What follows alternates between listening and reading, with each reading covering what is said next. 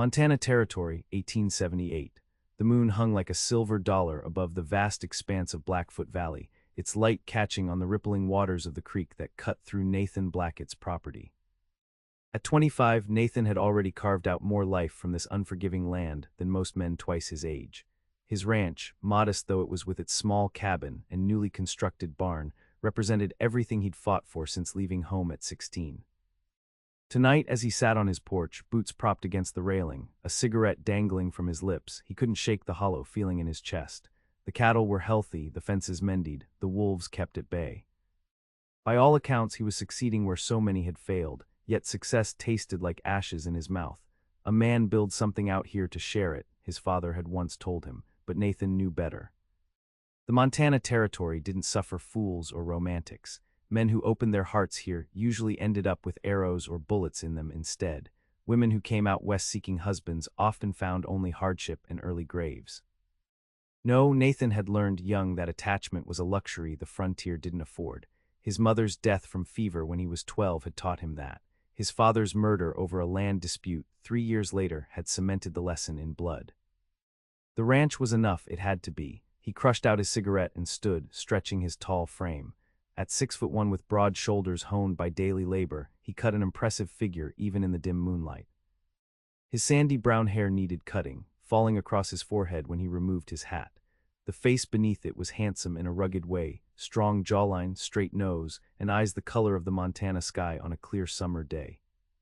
A 3-day stubble shadowed his cheeks, not from neglect but from the simple fact that shaving seemed pointless when there was no one to impress.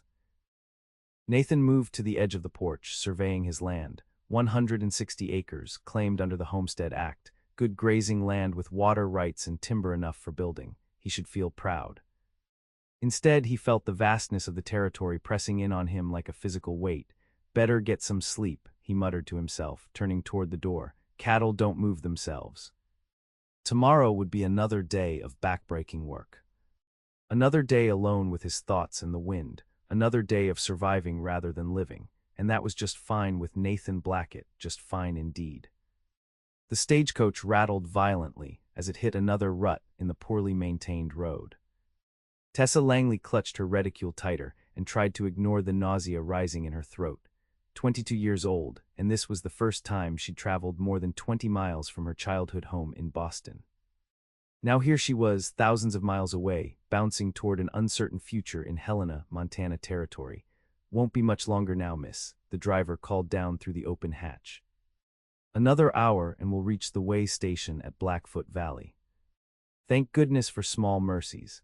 After 3 days of continuous travel, Tessa's entire body ached. Her blue traveling dress, once crisp and proper, now hung limply on her slender frame, wrinkled beyond salvation. She touched her chestnut brown hair self-consciously, feeling the loosened pins that had once secured her neat chignon. No doubt she looked a fright, not that appearance should be her primary concern. Survival seemed the more pressing issue. The letter from her cousin Martha in Helena had promised opportunity. Teaching positions for educated young women were scarce in the East, but valued in the expanding territories. With her parents both dead from influenza and the family savings depleted by medical bills, Tessa had few options. "The West makes you strong or it breaks you," the grizzled old man across from her said suddenly, as if reading her thoughts. "No middle ground out here." "I suppose that's true of many places," Tessa replied politely, though her stomach knotted at his words. The man chuckled. "Not like this, miss, not like this." Tessa turned her gaze to the window. The landscape sprawling beyond the glass bore little resemblance to the neat gardens and orderly streets of Boston. Wild, untamed beauty stretched in every direction, towering mountains with snow-capped peaks, vast grasslands swaying in the breeze, and forests that seemed to hold ancient secrets in their depths. It was magnificent and terrifying.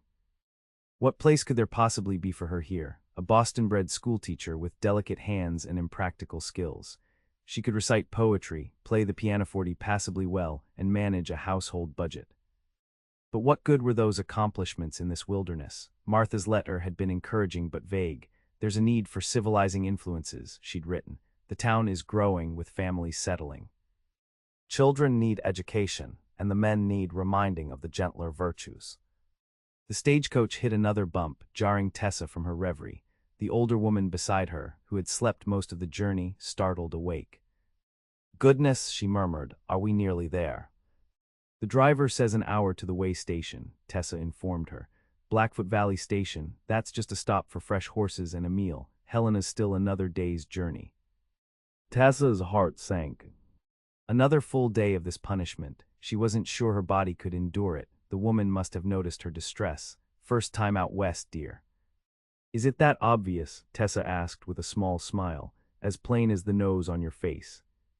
You've got that look about you, like you've just realized how far you've come from anything familiar."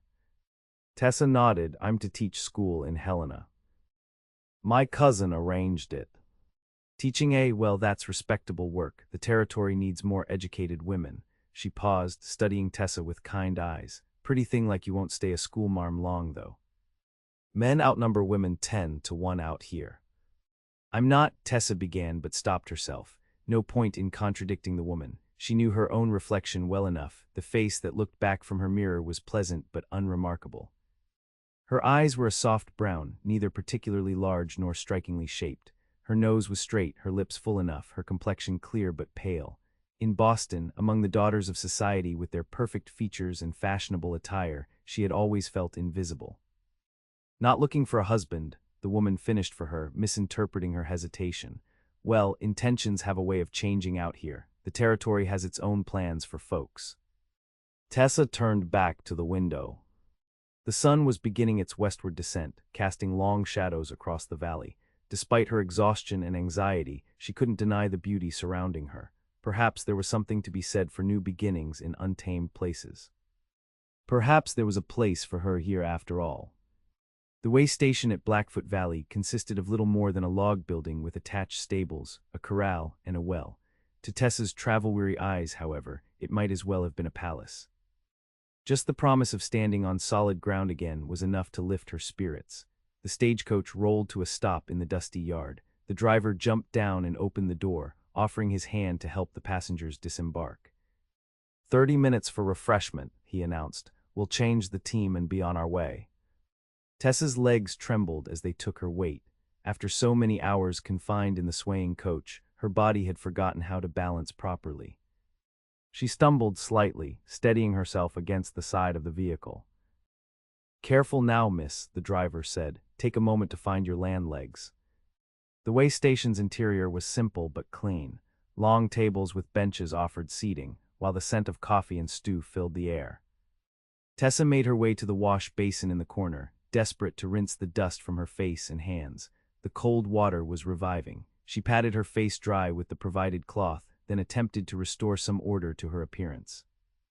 A few hairpins had been lost to the journey's jostling, but she managed to secure the remaining strands of her chestnut hair into a somewhat presentable arrangement. A commotion outside drew her attention, raising voices, men arguing.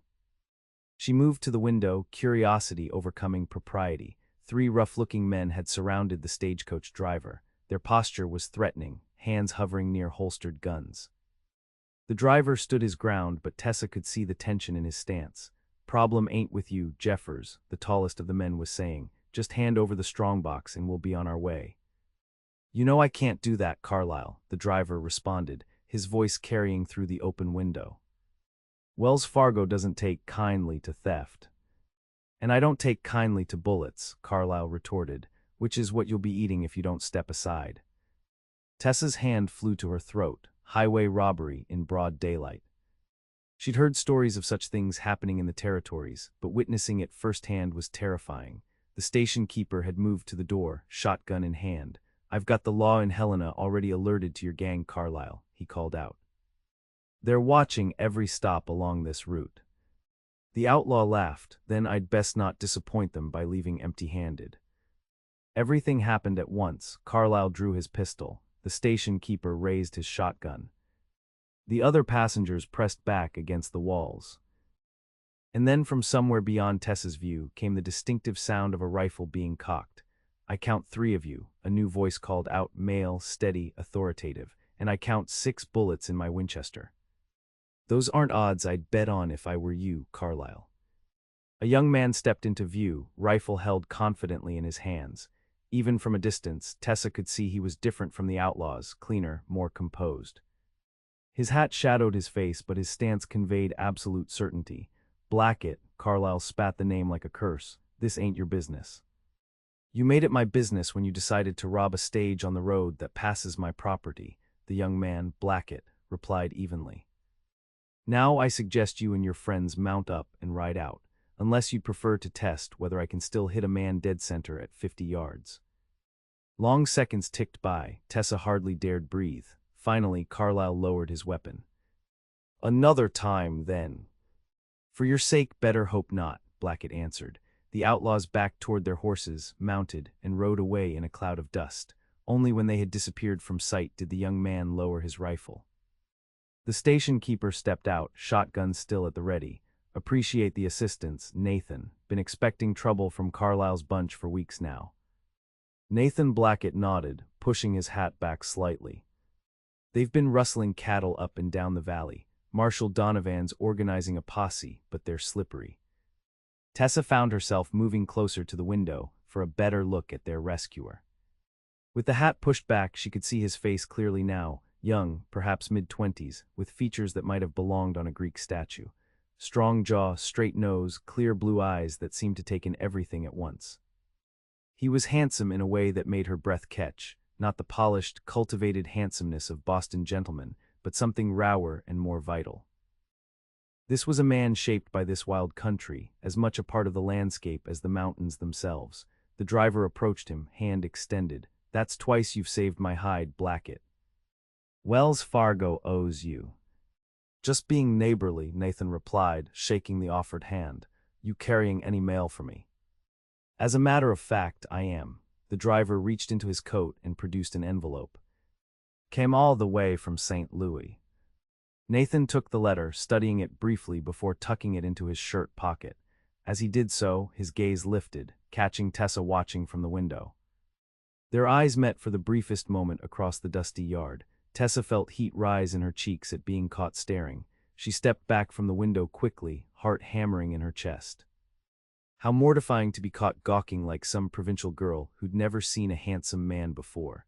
And yet, something about him had captured her attention in a way no Boston gentleman ever had. The stagecoach driver entered the station. Folks, nothing to worry about, situation's handled. We'll be departing in 10 minutes, so finish up your refreshments.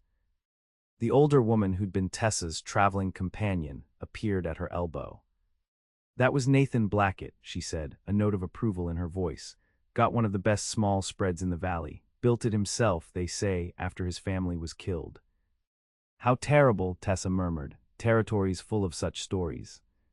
But he's made something of himself, unlike most young men who suffer such losses. Doesn't drink or gamble, keeps to himself.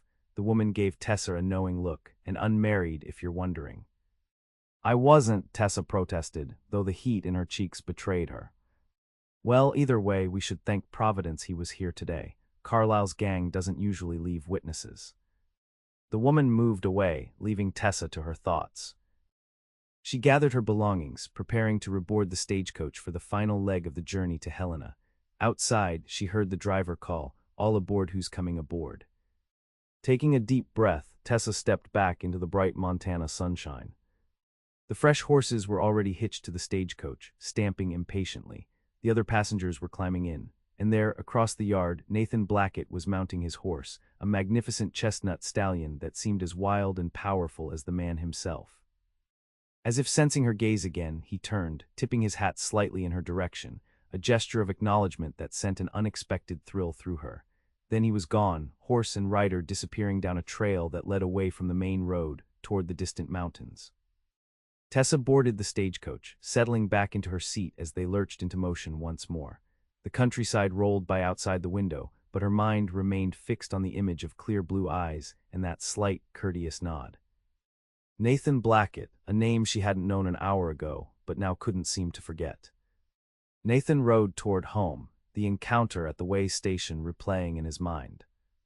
Carlyle was getting bolder. Robbing stagecoaches in broad daylight showed a dangerous level of confidence. The territory needed more lawmen, but few wanted the job with its high risks and low pay.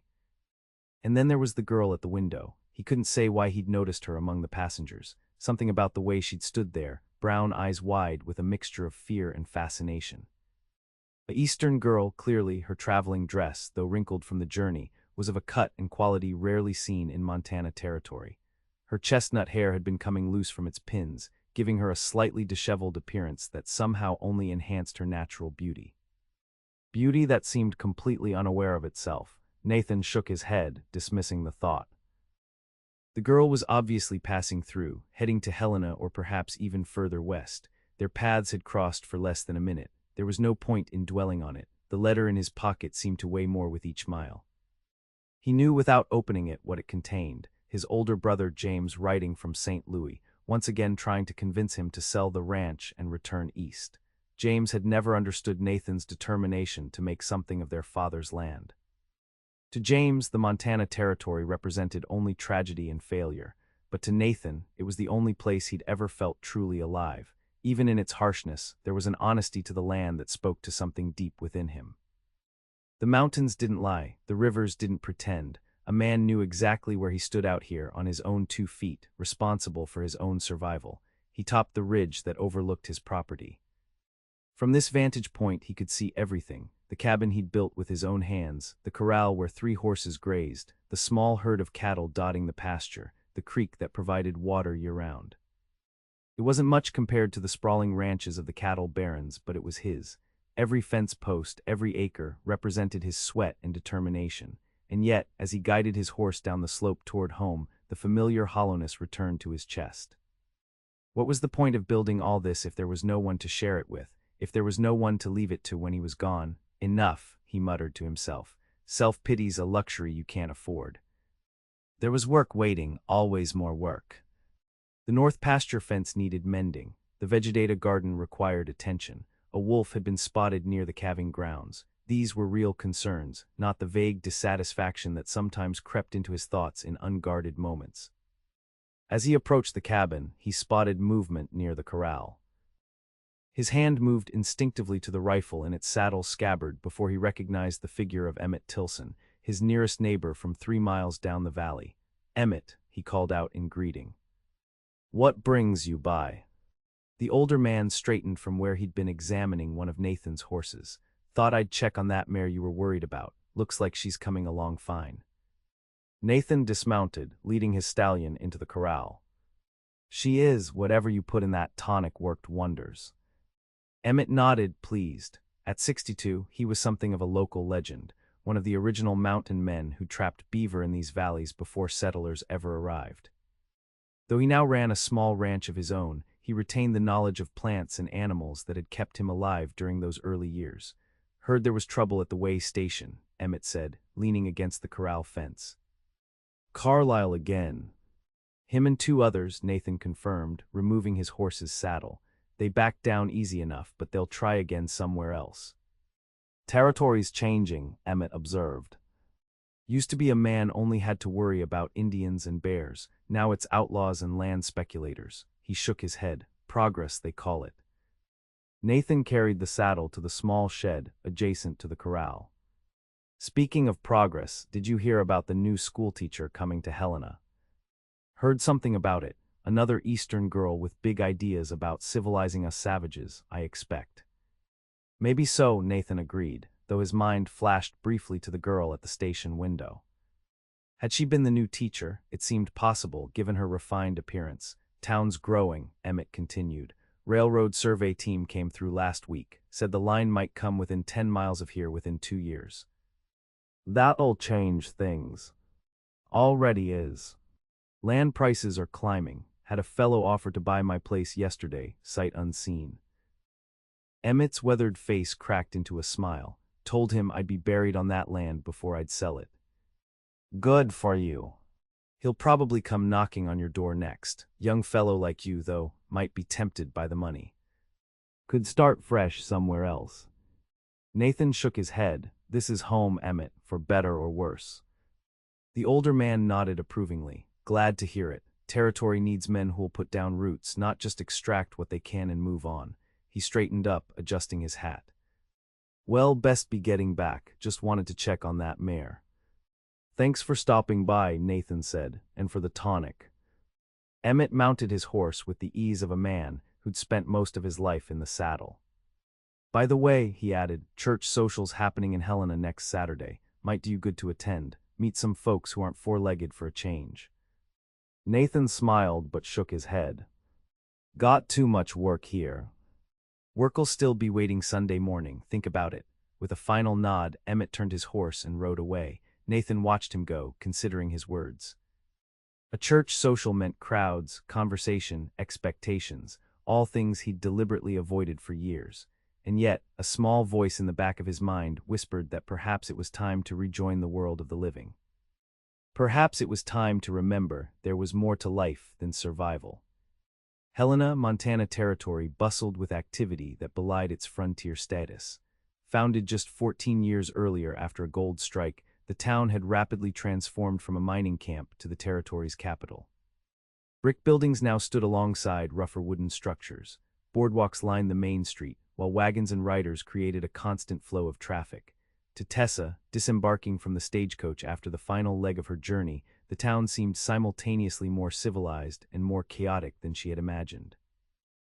People from all walks of life mingled on the streets, miners still dusty from their claims, businessmen in suits, Chinese laborers, proper ladies, and women of questionable virtue. Tessa Langley. She turned at the sound of her name, relief washing over her as she spotted her cousin Martha pushing through the crowd. 5 years Tessa's senior, Martha had always been the adventurous one in the family. When she had married William Peterson and followed him west 3 years ago, many in Boston had predicted disaster. Yet here she was, looking healthy and prosperous in a well-made burgundy dress, her blonde hair neatly arranged beneath a fashionable hat. Martha, Tessa embraced her cousin warmly. How wonderful to see you. Let me look at you, Martha said, stepping back to examine her cousin. Still as pretty as ever, though you look absolutely exhausted. Was the journey terribly difficult? It was educational, Tessa replied diplomatically, though I admit I'm looking forward to sleeping in a real bed tonight. Martha laughed, and you shall, William's waiting with the wagon. We'll have you home and resting in no time, she gestured to a porter. This gentleman will help with your trunks. Our house is just on the edge of town, not far at all. As they made their way through the busy street, Martha kept up a steady stream of information about Helena, pointing out important buildings, introducing Tessa to acquaintances they passed, explaining local customs. The school where you'll be teaching is just there, she said, indicating a modest wooden building with a small bell tower. 28 students at last count, ages 6 to 16. The previous teacher left rather suddenly, married a miner who struck it rich and moved to San Francisco. I hope I can meet everyone's expectations, Tessa said, suddenly aware of the responsibility she was taking on. Teaching in Boston was quite different, I imagine. Oh, you'll do splendidly, Martha assured her. These children need education desperately. Most of their parents can barely read themselves. She lowered her voice. The territorial governor himself has taken an interest in improving education. He'll be at the church social on Saturday. You'll meet him then. They reached the wagon where William Peterson waited. A tall man with kind eyes and a full beard, he tipped his hat to Tessa. Welcome to Montana Territory, Miss Langley. Martha's been counting the days until your arrival. Thank you for having me, Tessa replied, allowing him to help her onto the wagon seat. As they drove through town toward the Peterson home, Tessa found herself searching the faces they passed. She told herself she was merely taking in the local population, but in truth, she was looking for one face in particular, the handsome rancher from the way station, Nathan Blackett. Something wrong, Tessa? Martha asked, noticing her cousin's distraction. Not at all, Tessa replied quickly, just trying to absorb everything. It's overwhelming at first, Martha acknowledged. But you'll be surprised how quickly it begins to feel like home. The Peterson house was a pleasant surprise, larger and more comfortable than Tessa had expected. 2 stories with a wraparound porch, it stood on a small rise just outside the main town, affording views of both the settlement and the mountains beyond. William built it himself, Martha explained proudly as they entered. His mercantile business has done very well. Helena is growing so quickly that we can barely keep goods in stock. Inside, the house reflected Martha's Eastern upbringing, blended with frontier practicality. The furnishings were sturdy but tasteful, the walls adorned with a combination of family portraits and local landscapes. "You'll stay with us until you're settled," Martha continued, leading Tessa to a bedroom on the second floor. The school board provides housing for the teacher, a small cabin behind the schoolhouse, but it needs some work before it's properly habitable. The bedroom was bright and airy, with a large window overlooking a garden. A copper bathtub stood in one corner, partially screened by a decorative folding panel. "I thought you might want to bathe before dinner," Martha said. "I'll have hot water brought up. We dine at 6, but please rest as long as you need." The journey must have been exhausting. Left alone, Tessa moved to the window, gazing out at the landscape. The mountains in the distance seemed to call to something within her, something she hadn't known existed until she'd seen this wild, beautiful country. Her thoughts returned unbidden to the moment at the way station, the brief connection with a stranger whose courage and quiet confidence had left such a strong impression. Would their paths cross again in this small community? And why did the possibility make her heart beat faster? Foolishness, she murmured to herself, complete foolishness. She was here to teach, to build a respectable life for herself, not to moon over a handsome rancher who probably hadn't given her a second thought. Helena might be a small town by Eastern standards, but it was the capital of the territory. There would be suitable gentlemen here, educated men, professional men, if she decided she wanted companionship. Still, as servants arrived with steaming buckets of water for her bath, Tessa couldn't help wondering what Nathan Blackett was doing at that very moment, and whether he ever rode into Helena for supplies. And whether he might attend a church social on Saturday. The week passed quickly on Nathan's ranch. A broken axle on the wagon required a full day's work to repair. 2 calves wandered through a gap in the fence, necessitating a search that took him deep into the foothills. The vegetable garden needed weeding, the cabin roof had developed a leak during the last rainfall, and a pack of wolves had been spotted uncomfortably close to his property line. By Friday evening, he was bone-tired but satisfied with the progress he'd made. Sitting on his porch with a cup of coffee, watching the sunset paint the mountains gold and crimson, he found himself thinking about Emmett's suggestion to attend the church social. He hadn't been to Helena in nearly a month. He needed supplies anyway: flour, coffee, ammunition, a new saw blade. The social would be an efficient way to catch up on local news, perhaps learn more about Carlisle's gang and the marshal's plans to deal with them. And if the new schoolteacher happened to be there, the girl from the stagecoach, well, that would simply be a coincidence. Nathan took a long drink of his coffee, acknowledging the lie for what it was. The girl's face had appeared in his thoughts several times throughout the week. Those wide brown eyes, the delicate features, the way she'd blushed when he caught her watching him. "Fool," he muttered to himself. "She's probably spoken for already." Women didn't stay single long in Montana territory, especially not pretty, educated ones from back east. Some prominent citizen of Helena had likely already staked his claim, a banker, a lawyer, or perhaps one of the successful merchants.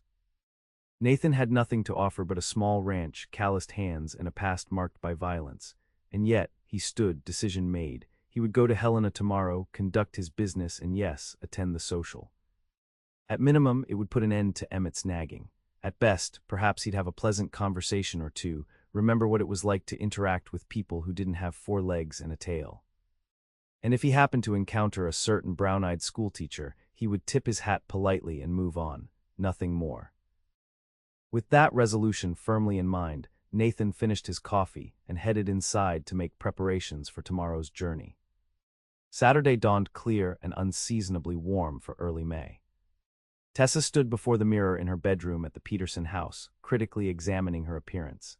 After a week of settling in, meeting students and parents, organizing the schoolroom, becoming acquainted with Helena's geography, today would be her first social event as the town's new teacher. Martha had advised her to make a good impression. "The social is where everyone will form their opinions of you," she'd explained. "The territorial governor will be there, along with the school board members, the banker, the newspaper editor, everyone who matters in Helena." Tessa smoothed the skirt of her best dress, a sky-blue silk with delicate ivory lace trim at the collar and cuffs. She'd sewn it herself before leaving Boston, saving the expensive fabric for special occasions. Her chestnut hair was arranged in a simple but elegant style, complemented by the small pearl earrings that had been her mother's. Was it too formal for a frontier town, too Eastern, too much? A knock at the door interrupted her fretting. Tessa, the wagon is ready whenever you are, Martha called, coming. With a final glance in the mirror, Tessa gathered her reticule and light shawl. The schoolteacher must present a respectable, dignified image, she reminded herself. These people were entrusting their children's education to her. First impressions mattered. Downstairs, Martha waited in the foyer, resplendent in a green dress that complemented her blonde hair and fair complexion. William stood beside her in his Sunday best. "You look lovely," Martha said approvingly. "Every eligible bachelor in Helena will be falling at your feet." Tessa felt her cheeks warm. "I'm not looking for admirers, Martha. I'm here to teach." "One doesn't preclude the other," her cousin replied with a knowing smile. "Helena has several quite respectable gentlemen who would make excellent husbands. James Hollister, the banker's son, for instance, or Thomas Mercer, who owns the largest dry goods store in town." "Martha," William cautioned, "perhaps give your cousin time to settle in before marrying her off." Tessa shot him a grateful look as they made their way to the wagon. The church stood at the north end of Helena's main street, a white clapboard building with a modest steeple. Behind it, long tables had been set up in the shade of several large cottonwood trees.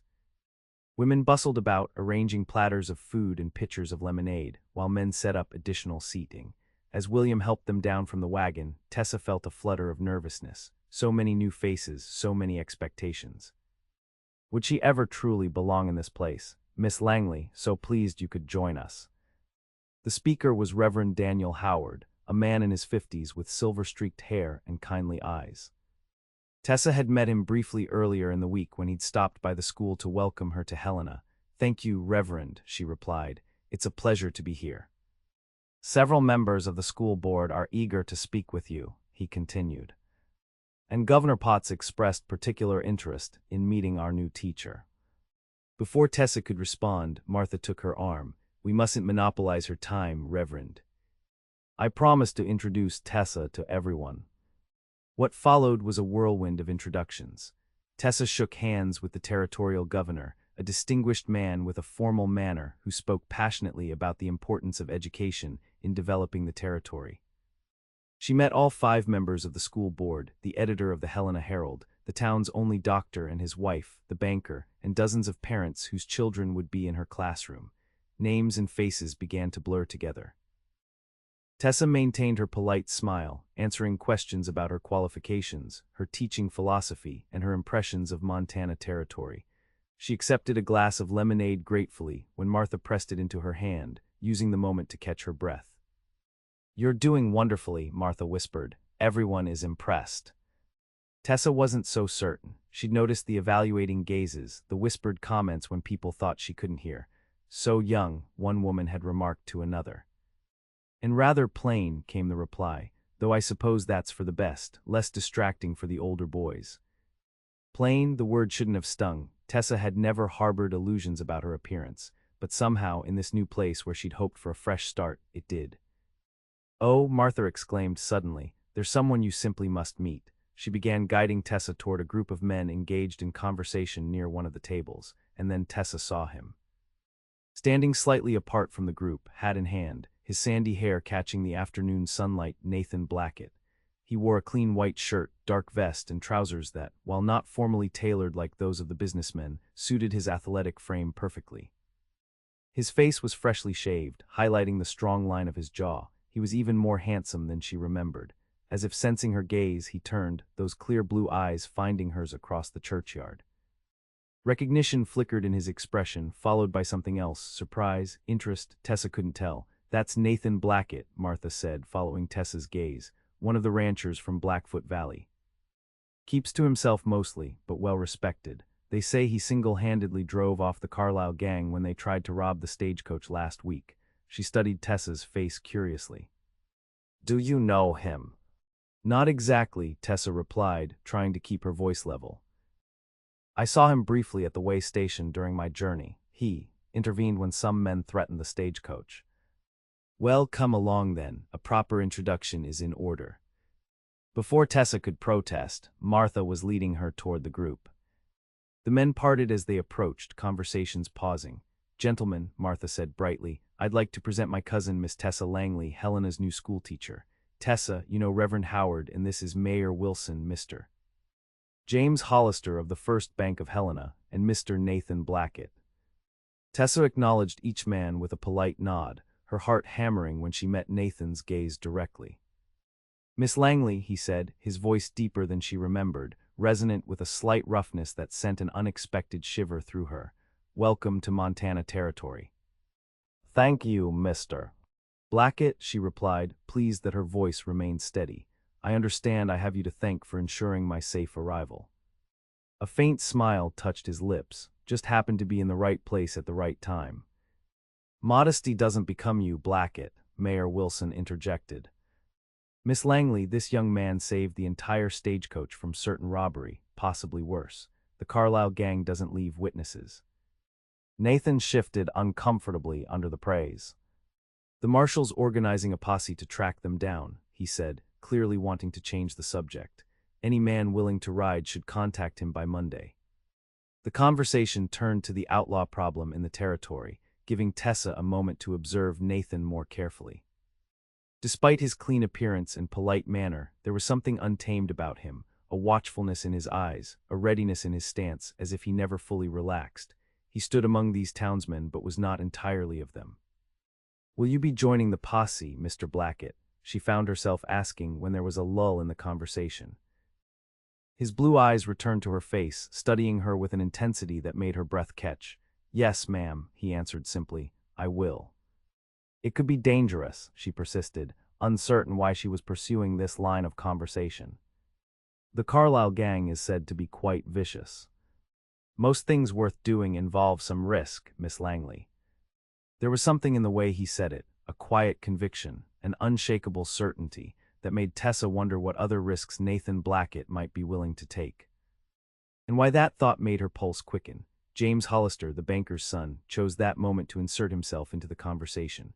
"Miss Langley, I hope you'll save a dance for me once the music begins." Tall, impeccably dressed, with carefully groomed dark hair and a confident smile, Hollister represented exactly the type of man Martha had suggested would make a suitable match. "How kind," Tessa replied automatically, "though I should warn you, I'm not particularly accomplished at dancing." "I'm sure you're being modest," Hollister said, his smile widening. "A lady of your refinement must have attended many balls in Boston." "Few that featured fiddle music and square dancing, I imagine," Nathan commented dryly. Hollister's expression cooled as he regarded the rancher. "Perhaps Miss Langley would prefer more civilized entertainment than that typically found at territorial gatherings." An awkward silence fell over the group. Tessa could feel tension building between the two men and sought to diffuse it. "Actually, I'm quite looking forward to experiencing local customs. One of the joys of travel is embracing new experiences, don't you think?" Nathan's eyes warmed slightly at her diplomatic response. "Well said, Miss Langley." From across the churchyard came the sound of fiddles being tuned. People began moving toward the cleared area that would serve as a dance floor. "If you gentlemen will excuse us," Martha said, taking Tessa's arm, "I believe we're needed at the refreshment table." As they moved away, Tessa couldn't resist glancing back.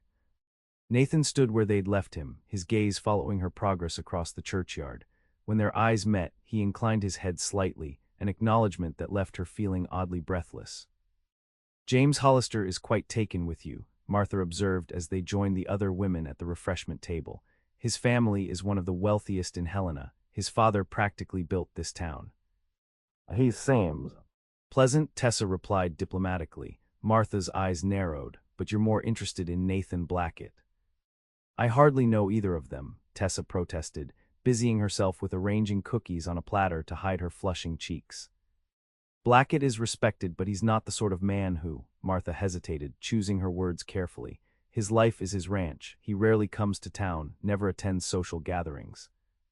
Today is the first time I've seen him at a church event in the 3 years I've lived here." "Perhaps he's simply private." "Or perhaps he's unsuited to polite society," Martha countered. "There are rumors about his past, Tessa.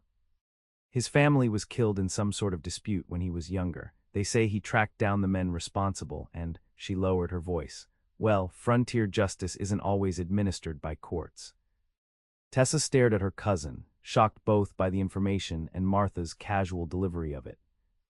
"Are you suggesting he's a murderer?" I'm suggesting he's a man shaped by this territory's harsher realities, Martha replied. James Hollister attended university in New York. Nathan Blackett learned his lessons from survival and violence. She touched Tessa's arm gently. Just be careful where you bestow your attention, cousin. Reputations are built and destroyed quickly out here. Before Tessa could respond, the music began in earnest, a lively tune that soon had couples forming for a country dance. James Hollister appeared at her side, hand extended. May I have the honor, Miss Langley? With Martha's warning echoing in her mind, Tessa placed her hand in his. Of course, Mr. Hollister. As he led her to the dance floor, Tessa found her gaze once again seeking Nathan. He stood at the edge of the gathering, watching the dancers with an unreadable expression. For a moment she thought he might approach, might claim a dance as Hollister had. Instead, he turned and walked away, disappearing into the crowd. Nathan made his way through the churchyard, nodding to acquaintances but avoiding further conversation. He needed space, air, a moment to collect his thoughts. She was the new schoolteacher. Of all the possibilities, that was one he hadn't considered. Tessa Langley, even her name was pretty, refined, Eastern. And she was exactly as he remembered, those soft brown eyes, delicate features, and an air of gentleness that seemed out of place in this rough territory. But there had been something else too, a spark of spirit when she'd questioned him about joining the posse. A genuine interest, not the feigned concern some women affected to appear properly feminine. And the way she'd handled Hollister's condescension with such diplomatic grace. Nathan found himself in the church's small cemetery, away from the music and laughter.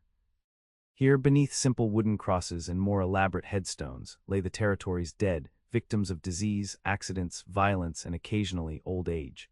His own parents and younger sister were buried farther away, on what was now his property, their graves marked by stones he'd hauled from the creek. Thought I might find you hiding out here. Nathan turned to find Marshal Robert Donovan approaching, a knowing smile on his weathered face. In his 50s, with iron-gray hair and mustache, Donovan had been Helena's law enforcement since the town was little more than a collection of miners' tents. Not hiding, Nathan corrected. Just needed some quiet. The marshal didn't sound convinced. Saw you talking to our new schoolteacher. Pretty little thing, isn't she? Nathan shrugged, unwilling to admit his interest. Seems nice enough. Donovan chuckled. Son, I've known you since you were knee-high to a grasshopper. You've never attended a social function voluntarily in your life, yet here you are, cleaned up and wearing your good shirt. He raised an eyebrow. Coincidence. Came to town for supplies, Nathan said defensively. Figured I might as well hear what people know about Carlisle's movements. And the fact that the stagecoach you saved last week was carrying our new teacher had nothing to do with it. Nathan remained silent, which was answer enough. Donovan's expression softened. It's good to see you taking an interest in something besides that ranch, Nathan. Been too long since you allowed yourself any kind of life. I have a life. You have work, the marshal countered. Not the same thing. They stood in silence for a moment, the sounds of the social continuing in the background, music, laughter, the hum of conversation. About that posse, Nathan said finally. When do you plan to ride out? Donovan accepted the change of subject gracefully. Monday morning, got 6 men committed so far, could use someone with your tracking skills. He paused. But you might want to say your goodbyes to the schoolteacher before we leave. These things can take time. Nathan felt heat rise in his neck. It's not like that. No, Donovan's eyes crinkled with amusement. Then you won't mind that James Hollister hasn't left her side all afternoon, or that he's just now leading her in for another dance. Despite himself, Nathan turned to look. Sure enough, Hollister was guiding Tessa to the dance floor again, his hand possessively at the small of her back. The banker's son leaned close to say something that made her smile politely. Something hot and unfamiliar twisted in Nathan's chest, an emotion he hadn't allowed himself to feel in years, jealousy. Hollister's a good match for her, he said flatly. Educated, wealthy. Future all laid out. Maybe so, Donovan agreed, but I've never known you to back down from something you wanted just because the odds looked tough. He clapped Nathan on the shoulder. Think about it, son. Life's too short to spend it all alone with just cattle for company. The marshal walked away, leaving Nathan with his thoughts. From his position at the edge of the cemetery, he could see the entire churchyard, the tables laden with food, the children playing games, the couples dancing.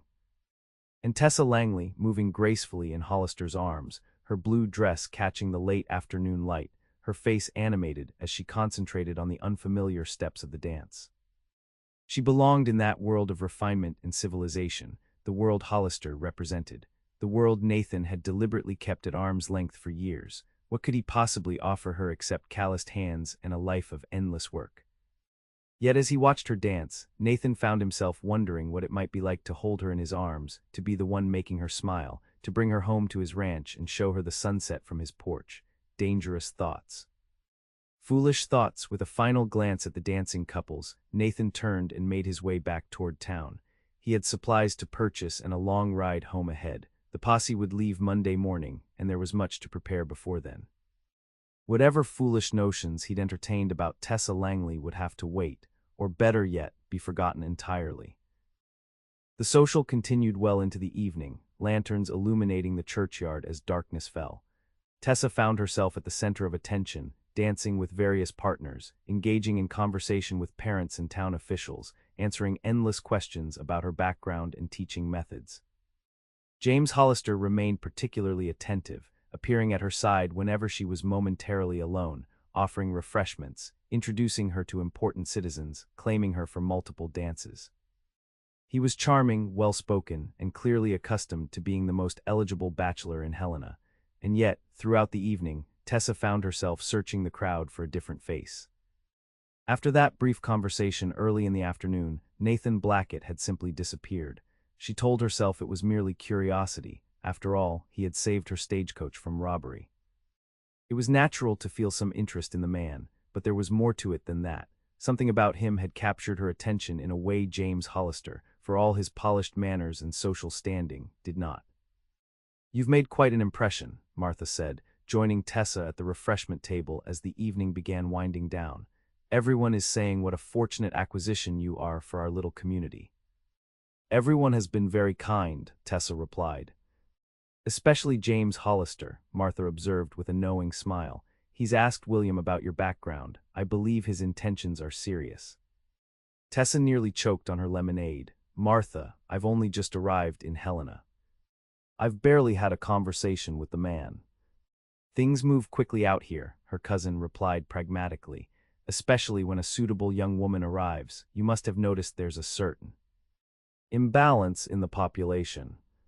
Indeed, Tessa had noticed. Throughout the evening, she'd been aware of male eyes following her movements, evaluating gazes that had little to do with her qualifications as a teacher. It was disconcerting after the relative anonymity she'd experienced in Boston. "I'm here to teach," she reminded Martha. "Romance is the furthest thing from my mind." Martha patted her hand indulgently. "Of course, dear, I'm merely suggesting you keep an open mind. James comes from an excellent family, has prospects, education, everything a woman could want in a husband. Everything except the ability to make her heart beat faster with just a glance. Everything except that inexplicable something she'd felt in Nathan Blackett's presence. I should prepare for tomorrow," Tessa said, changing the subject. "My first Sunday service in Helena. I want to make a good impression on the congregation." Martha accepted the deflection gracefully. "Of course, William and I are ready to leave whenever you are." As they made their farewells and prepared to depart, James Hollister appeared once more, hat in hand. "Miss Langley, I've greatly enjoyed your company this evening," he said, his voice pitched low for privacy despite the surrounding crowd. "I wonder if you might permit me to call on you tomorrow after church services." Tessa hesitated. A formal call suggested intentions beyond mere friendliness, yet refusing outright would seem rude, particularly when she had no legitimate reason beyond an inexplicable reluctance. "That's very kind, Mr. Hollister," she said carefully. "However, I'm still settling into my new position, perhaps in a few weeks when I've established my routine." Disappointment flickered across his features before his pleasant expression reasserted itself. "Of course, I understand completely. The children of Helena are fortunate to have such a dedicated teacher."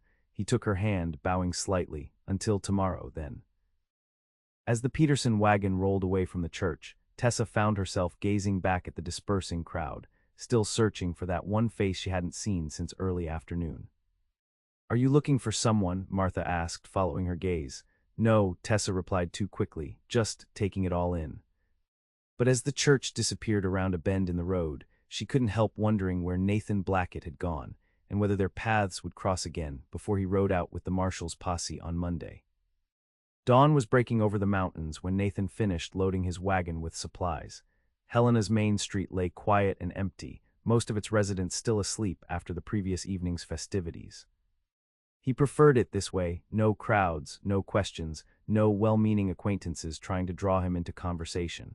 Just the simple task of securing his purchases and beginning the journey home. He'd spent the night in the livery stable, declining the hotel's comforts in favor of solitude.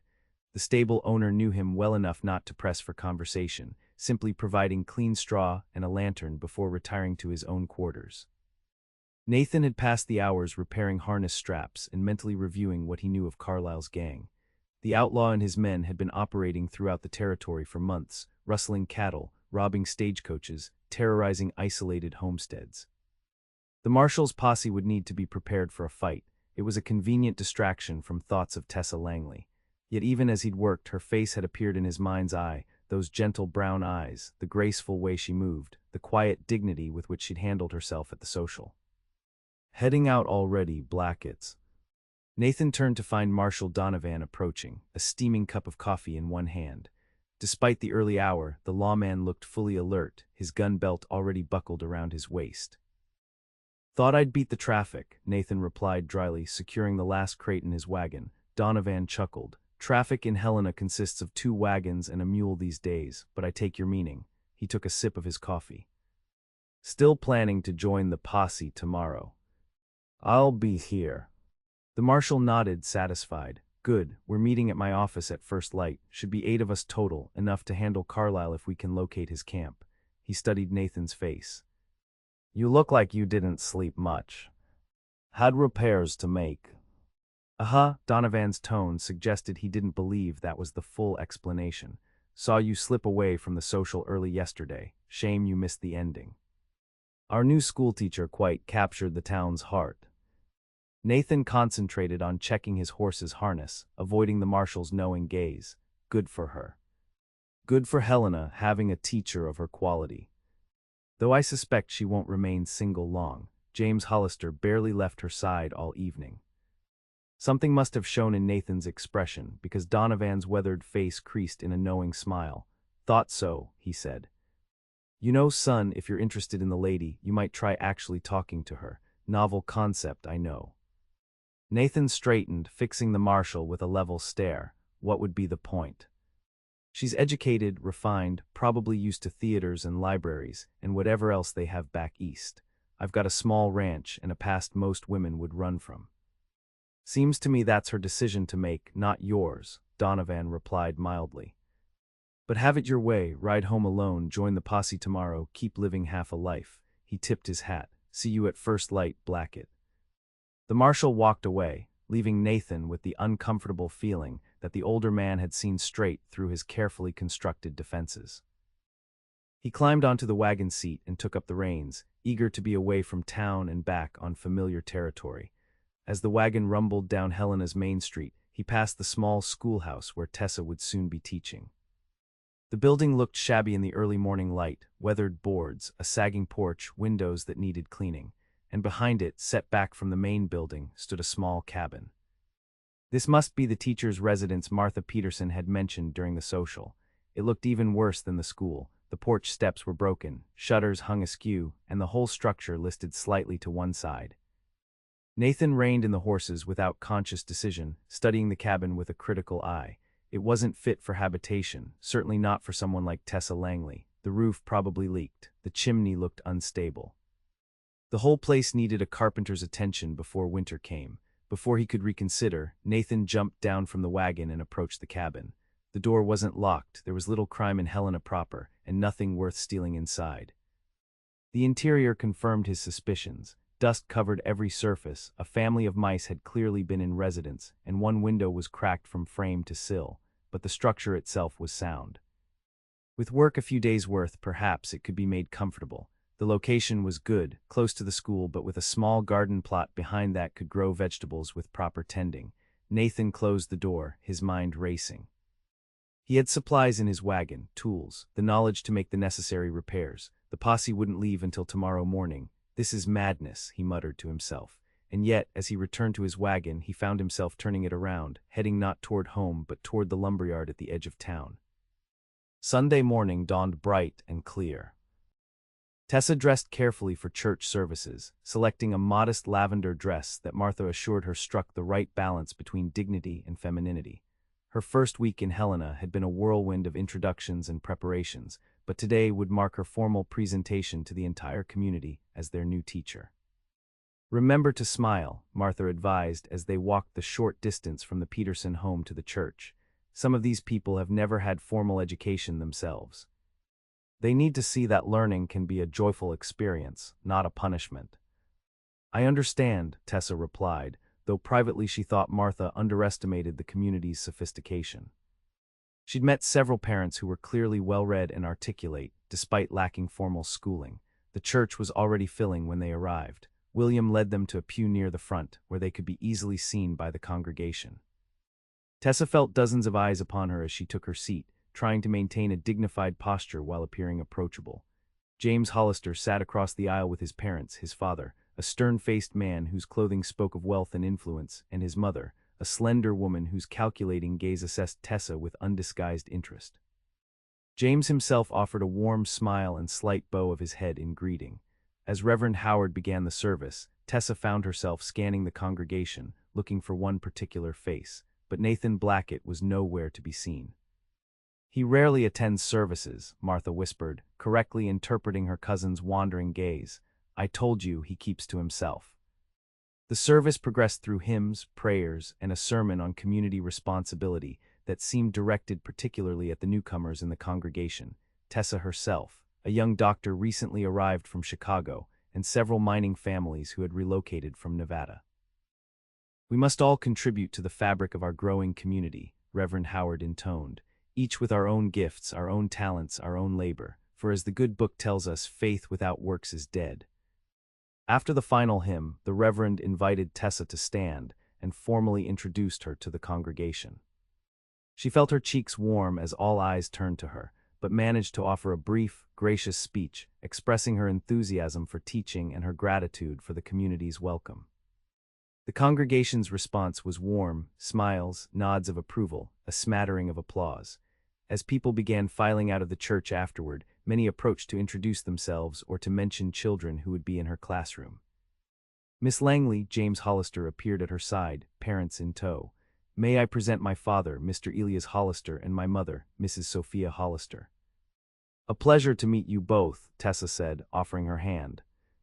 Elias Hollister's handshake was brief and firm. "My son speaks highly of you, Miss Langley. We shall watch your progress with interest." "The school board was fortunate to secure a teacher of your background," Sophia added, her assessing gaze never wavering. "Boston has excellent educational institutions." "I hope to bring those standards to Helena," Tessa replied. Indeed, Sophia's smile didn't reach her eyes, though one must adapt to local conditions, of course. "This is not Boston." "Mother," James interjected, clearly embarrassed. "Miss Langley is well aware of that fact." "Of course she is," Sophia agreed smoothly. "I merely suggest that expectations must be realistic." "In a frontier setting." Tessa felt her spine stiffen. "I believe children deserve the highest quality education regardless of their location, Mrs. Hollister. While methods may vary based on available resources, the standards need not be compromised." Sophia's eyebrows rose slightly at this polite but firm rebuff.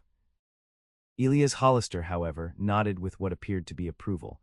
"Well said, Miss Langley. The territory's future depends on proper education. As a member of the school board, I look forward to your reports on student progress."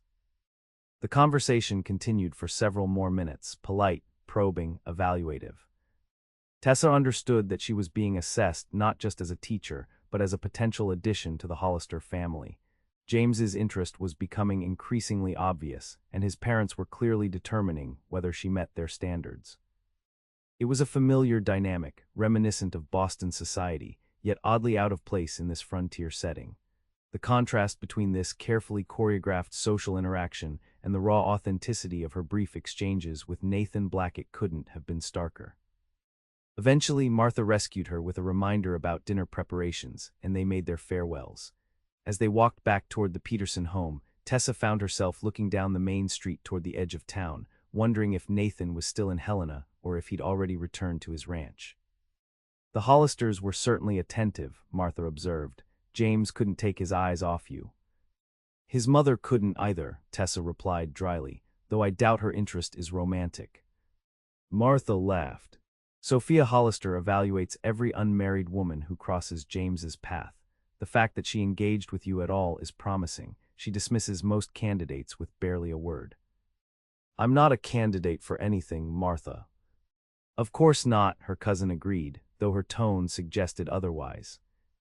Though you must admit, an alliance with the Hollister family would provide security, and standing few other opportunities in the territory could match. Tessa didn't respond. It was true that James Hollister represented exactly the type of match that would have been considered ideal in Boston, wealthy, educated, from a prominent family. Yet she felt none of the attraction, none of the interest that even a brief encounter with Nathan Blackett had stirred. I thought we might visit your cabin this afternoon, Martha said, changing the subject. The school board has allocated funds for basic furnishings, but we'll need to determine what's needed before making purchases. Tessa welcomed the practical topic. That sounds excellent. I'm eager to establish my own household, though I've greatly appreciated your hospitality. It's settled then. After dinner, we'll walk over and make a list of necessities. As they approached the Peterson home, Tessa found herself wondering what condition the teacher's cabin might be in. Martha had mentioned it needed work, but how much, and how soon could she reasonably expect to move in? While she loved her cousin, the idea of having her own space, a place to read, think, and prepare lessons without constant conversation, was increasingly appealing. Little did she know that answers to these questions were being provided even as they spoke, by hands she wouldn't have expected. The cabin's transformation was nowhere near complete, but Nathan had made significant progress since dawn. The broken steps were replaced, the shutters rehung properly, the cracked window removed and a new one installed. Inside, he'd swept out the dust and debris, set mousetraps in strategic locations, and begun patching the most obvious holes in the plaster walls. It was hard, satisfying work that kept his hands busy and his mind focused on practical problems rather than troubling emotions. Each repair felt like a small contribution, a way of ensuring Tessa Langley's comfort without the complication of direct interaction.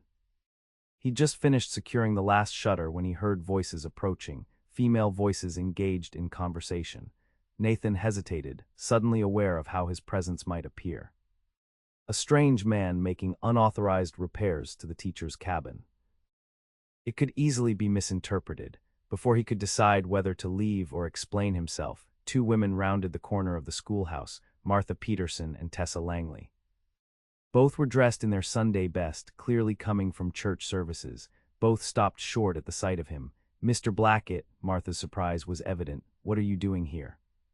Nathan set down his hammer, acutely aware of his work clothes and the sawdust covering his shirt. Ma'am, he acknowledged with a nod. I was passing by earlier and noticed the cabin needed some repairs. Thought I might lend a hand before riding out with the marshal's posse tomorrow. His eyes shifted to Tessa, who was regarding him with an expression he couldn't quite interpret. Surprise, certainly, but something else too. Interest, confusion, that's very considerate of you, Martha said, her tone suggesting she found his explanation incomplete. It seemed the neighborly thing to do, Nathan replied, struggling to maintain a casual demeanor when all his instincts urged him to flee this unexpected confrontation. Tessa stepped forward, her lavender dress catching the afternoon sunlight in a way that momentarily captivated him. You've been working since dawn. He nodded, surprised that she'd guessed correctly. Had supplies in my wagon already. Figured it wouldn't take long to address the most pressing issues. The school board will certainly appreciate your contribution, Martha said, though they had planned to hire workers next week. No need for payment, Nathan said quickly. Just wanted to make sure the place was habitable before. He stopped himself, realizing he was revealing too much of his motivation. Before the new teacher moved in, Tessa finished for him, a slight smile playing at the corners of her mouth. Heat rose in Nathan's neck. Yes, ma'am, the roof still needs work, and the chimney should be checked before you light any fires, but the worst of it's taken care of. May we see? Tessa asked, gesturing toward the door. Nathan hesitated, suddenly self-conscious about his work. It's not finished. Even so, I'd like to see my future home, she persisted gently. He stepped aside, allowing the women to enter. Following them into the cabin, he found himself seeing the space through new eyes, not just the repairs he'd made, but the potential the small dwelling held. The main room was larger than it appeared from outside, with windows on 3 walls providing abundant natural light. A stone fireplace dominated one wall, while a small kitchen area occupied the corner opposite. A door led to what he presumed was a bedroom, with another small room beside it that might serve as a study or second bedroom. It's lovely, Tessa said, turning in a slow circle to take in the entire space. Much larger than I expected. Martha looked less convinced. It needs a thorough cleaning, proper furnishings, curtains. But it has good bones, Tessa countered, running her hand along the mantelpiece Nathan had sanded smooth that morning. And thanks to Mr. Blackett, it's already much improved. She turned to him, those brown eyes meeting his directly. Thank you, this was incredibly kind. The simple sincerity in her voice affected Nathan more powerfully than any elaborate expression of gratitude could have. It was nothing, Miss Langley. It was not nothing, she contradicted gently. It was a day's hard labor freely given to a stranger. That is the very definition of kindness, Mr. Blackett. Nathan found himself at a loss for words, unaccustomed to such direct appreciation. Martha, perhaps sensing his discomfort, began listing necessary furnishings and household items, drawing Tessa's attention away. A bed frame and mattress, of course, a table and chairs, cookware, linens, bookshelves for your collection. She continued cataloging items while moving through the space, making mental notes. Nathan took the opportunity to gather his tools, preparing to leave. He'd done what he could for one day. The posse would depart at dawn tomorrow, and he still needed to return to his ranch and make preparations. As he stepped outside, he heard footsteps behind him. Turning, he found Tessa following, a determined expression on her face. "You're leaving?" she asked. "Need to get back to my ranch before nightfall," he explained. "And there's the posse tomorrow." She nodded, concern flickering across her features. "The marshal mentioned you'd be riding out after the Carlisle gang. Is it very dangerous?" The question surprised him, not the inquiry itself, but the genuine worry behind it. "Could be," he acknowledged honestly. "Carlisle doesn't surrender easily." "Then why go? Surely the marshal has deputies, men whose job it is to pursue outlaws." "Not enough of them. And I know the territory better than most." Nathan hesitated, then added, "Some things are worth the risk, Miss Langley." "Like what?"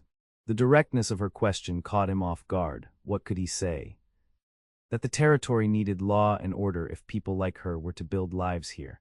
That he felt responsible for the safety of the stagecoach routes after what had happened to his own family. That part of him relished the clarity of purpose such missions provided, like making sure good people can live without fear, he said finally. People who want to build something, teach something, create something worth preserving. Understanding dawned in her eyes. He was talking about her, about teachers and settlers and families who deserved protection. "And that's worth risking your life." "What's a life worth if you don't stand for something, Miss Langley?" She studied him for a long moment, as if seeing past his rough exterior to something essential beneath. "You're not at all what I expected, Mr. Blackett." "Is that good or bad?" A smile touched her lips, not the polite, reserved smile she'd offered at the social, but something warmer, more genuine. "I'm still deciding." Martha appeared in the doorway, breaking the moment. "Tessa, we should be going. William will be wondering where we are." Of course, Tessa turned back to Nathan, her expression growing serious again. "Please be careful tomorrow, Mr. Blackett, and thank you again for your work here." "It means more than you know." She extended her hand. After a moment's hesitation, Nathan took it, acutely aware of its softness against his calloused palm. "My pleasure, Miss Langley." As he watched them walk away, Nathan felt something shift inside him, a crack in the carefully constructed wall he'd built around his emotions. This woman, with her direct gaze and genuine appreciation, had somehow found a way past his defenses in the span of a few brief encounters. It was terrifying, and exhilarating. Mounting his wagon, Nathan took up the reins and headed out of town, his mind now divided between thoughts of the coming pursuit of Carlisle's gang and the memory of Tessa Langley's smile as she'd surveyed her future home.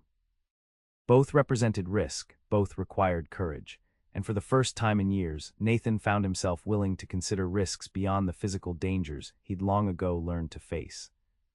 The Peterson household was unusually quiet that evening. William had ridden out to check on a shipment delayed at Fort Harrison, leaving Martha and Tessa to dine alone. As they sat in the comfortable dining room, Tessa found her thoughts continually returning to the unexpected encounter with Nathan Blackett. "You're very pensive tonight," Martha observed, setting down her teacup. "Thinking about the cabin." "Among other things," Tessa admitted, "Mr. Blackett's kindness was unexpected." Martha studied her cousin carefully. It was indeed. Nathan Blackett is not known for involving himself in community matters. Quite the opposite, in fact. "Perhaps he's been misjudged," Tessa suggested. "He seems considerate." "Considerate enough to spend an entire day repairing a cabin for a woman he's barely met," Martha agreed, her tone thoughtful. "One might wonder about his motivation." Tessa felt her cheeks warm. "I'm sure he was simply being neighborly," as he said. "Possibly." Martha took a small sip of tea, though neighbors in the territory typically live miles apart. "Helena is hardly his neighborhood." The implication hung in the air between them. Martha set down her cup decisively. "Tessa, I feel I must speak plainly. You've only just arrived in Montana territory. Your reputation, your position, your future here, all are still being established. People are watching, judging, deciding what kind of woman you are." "I'm aware of that," Tessa replied, her spine stiffening slightly at her cousin's tone. "Then you must also be aware that your interactions with Nathan Blackett have not gone unnoticed. James Hollister commented on it after church today." Surprise and indignation flared within Tessa. "Commented on what precisely?"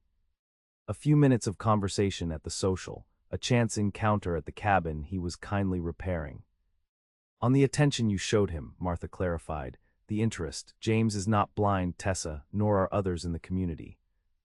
They see a young, unmarried teacher paying particular notice to a man who, while respected for certain qualities, is not considered suitable for a woman of your background." "Suitable," Tessa repeated, the word tasting bitter on her tongue. "And who determines suitability in Helena, Montana territory? The Hollisters." Martha's expression softened.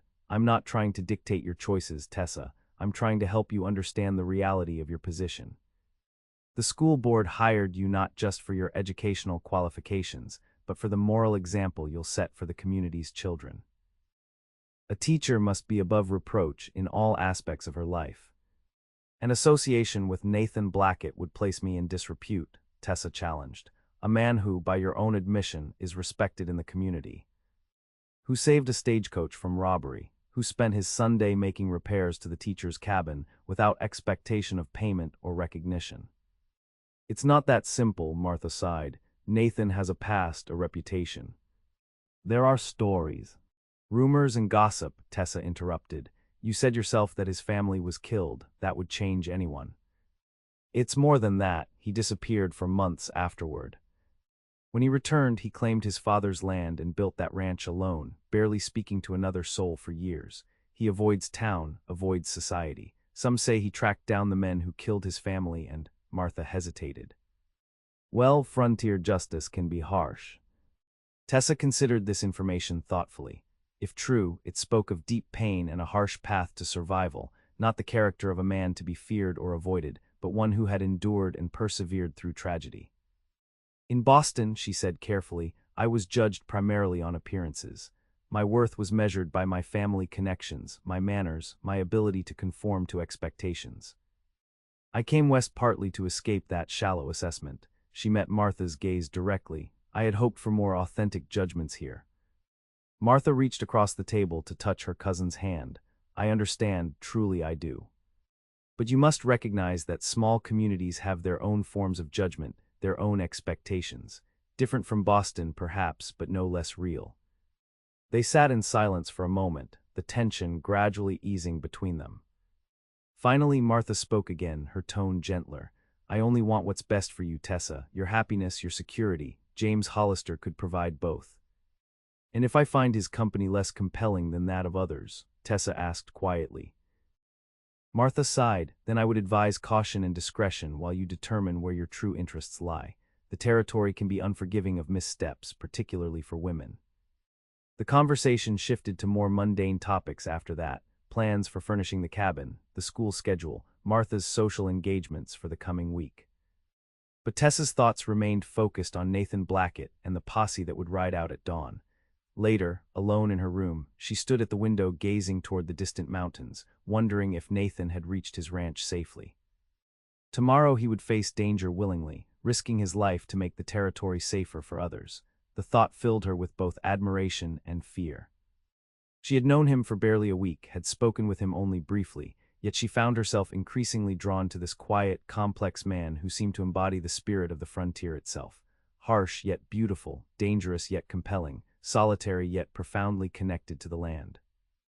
It made no logical sense. She should be interested in James Hollister, stable, wealthy, socially acceptable James, whose attention promised security and status. Instead, her thoughts continually returned to a blue-eyed rancher with calloused hands and a courage that went beyond physical bravery. "Be careful tomorrow," she whispered to the night, knowing he couldn't hear but needing to express the sentiment nonetheless. "Come back safely." The stars offered no response, but somehow Tessa felt a connection to Nathan across the miles, as if some invisible thread had been woven between them in their few brief encounters. Whether that thread would strengthen or break in the days to come remained to be seen. Dawn broke clear and cold over Helena as the marshal's posse gathered in front of the jailhouse.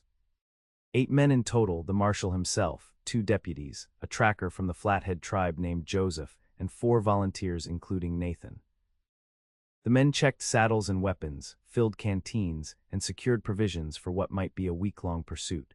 Carlisle's gang had last been spotted near the Missouri River headwaters, moving north. The plan was to pick up their trail there and follow it wherever it led. Nathan secured his bedroll behind his saddle, mentally reviewing his preparations. He'd left instructions with Emmett Tilson to check on his livestock every other day. His cabin was secured, his most valuable possessions locked in a chest buried beneath the floorboards, a precaution he'd learned after his parents' deaths. "All set, Blackett?" Marshal Donovan asked, approaching on his sturdy bay gelding. "Ready as I'll be," Nathan confirmed, mounting his own horse. Donovan surveyed the assembled men with a critical eye. "Everyone listen up," he called. "Carlisle's gang is 5 men strong, all armed, all desperate. We're not looking for heroes here, we're looking for justice. We track them, we approach with caution, we bring them in alive if possible." He paused meaningfully. "But we all come home, understood?" Murmurs of agreement rippled through the group. "Then let's ride," the marshal ordered, turning his horse toward the eastern edge of town. As the posse moved out, hooves clattering on Helena's main street, Nathan found himself scanning the windows and doorways of the buildings they passed. It was barely past dawn, most of the town still slept, yet he couldn't help hoping for a glimpse of one particular face. A foolish notion. Why would Tessa Langley be awake at this hour? And even if she were, why would she care about the posse's departure? They were halfway down the street when movement caught his eye, a figure emerging from the Peterson house, hurrying toward the road. Even in the dim light, he recognized her immediately. Tessa wore a simple dark dress, her chestnut hair hastily pinned up, as if she dressed quickly upon hearing the posse's approach. She stood at the edge of the street, one hand raised in a tentative gesture that might have been a wave, might have been a blessing. Nathan slowed his horse slightly, separating from the group just enough to approach where she stood. As he drew nearer, he could see her face clearly, concern evident in her expression, her brown eyes searching his. "Miss Langley," he said, tipping his hat, "you're up early." "I wanted to wish you safe journey, Mr. Blackett," she replied, her voice soft in the morning stillness. "All of you," she added, with a glance toward the rest of the posse now pulling ahead. "Thank you." Nathan hesitated, aware that the others were increasing their distance. "I should catch up." "Of course." Tessa stepped back, but then moved forward again suddenly, reaching up to touch his arm. "Please be careful." The simple touch, the genuine concern in her voice, both affected Nathan more deeply than he cared to admit.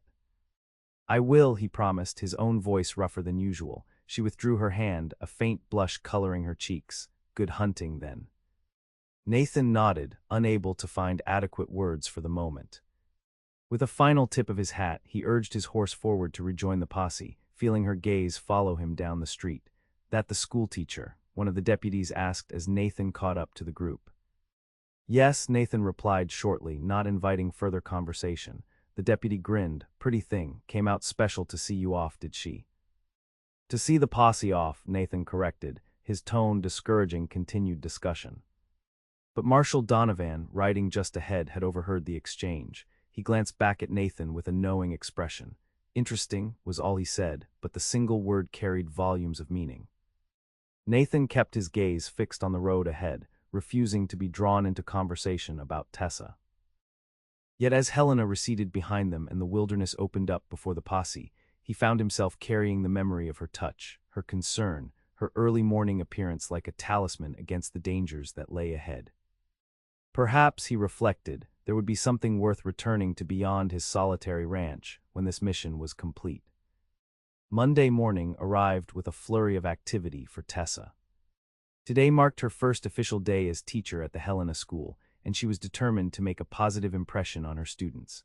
Martha had helped her prepare the classroom the previous afternoon, arranging desks in orderly rows, cleaning the blackboard, stocking the small bookshelf with the limited texts available. The room was far from the well-equipped Boston classrooms Tessa had known, but it had potential. "Remember, structure is essential from the very beginning," Martha advised over breakfast. "These children come from diverse backgrounds. Some have had formal education, others none at all. Establish your authority immediately." Tessa nodded, though privately she had her own ideas about educational approaches. Her experience in Boston had taught her that children responded better to enthusiasm and engagement than to rigid discipline alone. As she walked to the schoolhouse, bundle of books and papers in hand, Tessa found her thoughts straying to the posse that had ridden out at dawn. Had she imagined the look in Nathan Blackett's eyes when he'd seen her standing by the road, the gentle acknowledgement, the unspoken connection, Martha had been scandalized when she'd learned of Tessa's early morning farewell. "Standing on the street at dawn to watch men ride by, what will people think?" she demanded. "That I'm concerned for the safety of community members risking their lives to protect us," Tessa had replied calmly. Nothing more, nothing less. But there was more, and Tessa knew it. Her concern for Nathan went beyond general well-wishing for the posse. The thought of him facing danger troubled her in a personal, specific way that defied logical explanation given their limited acquaintance. She reached the schoolhouse to find several children already waiting outside with their parents. A mix of ages, from small children clutching primers to teenagers nearly adult in appearance, they regarded her with expressions ranging from curiosity to wariness. "Good morning," Tessa greeted them warmly, unlocking the schoolhouse door. "I'm Miss Langley, your new teacher. Please come in and find seats." The next hour passed in a blur of introductions, assessments, and organization. 26 students in total, ranging from 6 to 16 years of age, with wildly varying levels of previous education. Some could barely write their names. Others demonstrated reading skills that would have been acceptable in Boston's finest schools. Tessa divided them into groups based on ability rather than age, assigning independent work to the more advanced students while she focused on basics with the beginners. By mid-morning she had established a working rhythm, moving between groups, offering guidance and encouragement. Miss Langley, a small girl with blonde braids, Annie Wilson, the mayor's youngest daughter, raised her hand tentatively. "Is it true that Mr. Blackett and the other men went to catch bad outlaws today?" The question caught Tessa off guard. "Yes, Annie. The marshal organized a posse to pursue some men who have been breaking the law." "Pa says they're dangerous," an older boy commented. "Says Carlisle's gang killed 2 settlers up north last month." A ripple of excited whispers passed through the classroom. Tessa raised her hand for silence, her heart beating faster at this casual mention of the danger Nathan and the others faced. "The marshal and his men are very capable," she said with more confidence than she felt. "Now let's return to our lessons. The third group should be ready to read aloud from page 12. The day progressed smoothly after that, the children proving generally attentive and respectful. When the final bell rang at 3 o'clock, Tessa felt a sense of accomplishment mingled with exhaustion. Teaching multiple levels simultaneously was challenging, but deeply satisfying. As the children gathered their things and filed out, James Hollister appeared in the doorway, hat in hand. "Miss Langley," he greeted her, bowing slightly. "I trust your first day went well." "Very well, thank you," Tessa replied, surprised by his appearance. "The children are eager to learn." "Excellent." He stepped further into the room, glancing around at the simple furnishings. "I thought perhaps you might permit me to escort you on a short walk. The afternoon is pleasant, and you must have been confined in this room all day."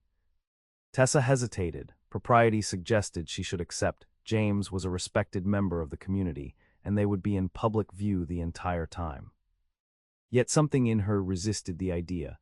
"That's very kind, Mr. Hollister, but I have lessons to prepare for tomorrow, perhaps another time." Disappointment flickered across his features before his pleasant expression reasserted itself. "Of course, your dedication to your pupils is admirable." He paused. "I noticed you were awake quite early this morning. My father and I were preparing for a business journey when we saw you near the street." The observation was delivered casually, but Tessa sensed an underlying question. "Yes," she acknowledged. "I wanted to wish the posse Godspeed on their dangerous mission." A noble sentiment. James studied her face. Though some might consider it unusual for a young lady to be abroad at such an hour, particularly to bid farewell to a group of men. Tessa felt her spine stiffen at the implicit criticism. "I consider it my Christian duty to support those who risk their lives for our community's safety, Mr. Hollister. If that is unusual, then perhaps it shouldn't be." James raised his hands in a placating gesture. "I intended no criticism, Miss Langley, merely an observation." His smile returned, charming and practiced. "Your compassionate nature does you credit." The conversation continued for several more minutes, polite, carefully phrased, yet with undertones that left Tessa increasingly uncomfortable. James Hollister clearly had expectations regarding her behavior, expectations that aligned with Martha's warnings about reputation and propriety. Finally, pleading work, Tessa managed to end the conversation. As James departed with another bow and promised to call again, she found herself wondering if all her interactions in Helena would be so layered with unspoken judgments and expectations. Alone in the classroom, she moved to the window, gazing out toward the eastern horizon where the posse had disappeared hours earlier. Somewhere out there, Nathan Blackett was tracking dangerous men, risking his life for principles he believed in. There was a clarity in such purpose that appealed to her deeply, a straightforward courage that contrasted sharply with the social maneuvering she'd just experienced with James Hollister. "Be safe," she whispered again to the distant horizon. "Come back." Whether she was asking for the entire posse's safe return or focusing on one particular member, Tessa wasn't entirely ready to admit, even to herself. 4 days into the pursuit, Nathan was beginning to believe they'd never find Carlisle's trail. The gang had proven more elusive than expected, leaving false trails, doubling back, and using every trick to throw off pursuers.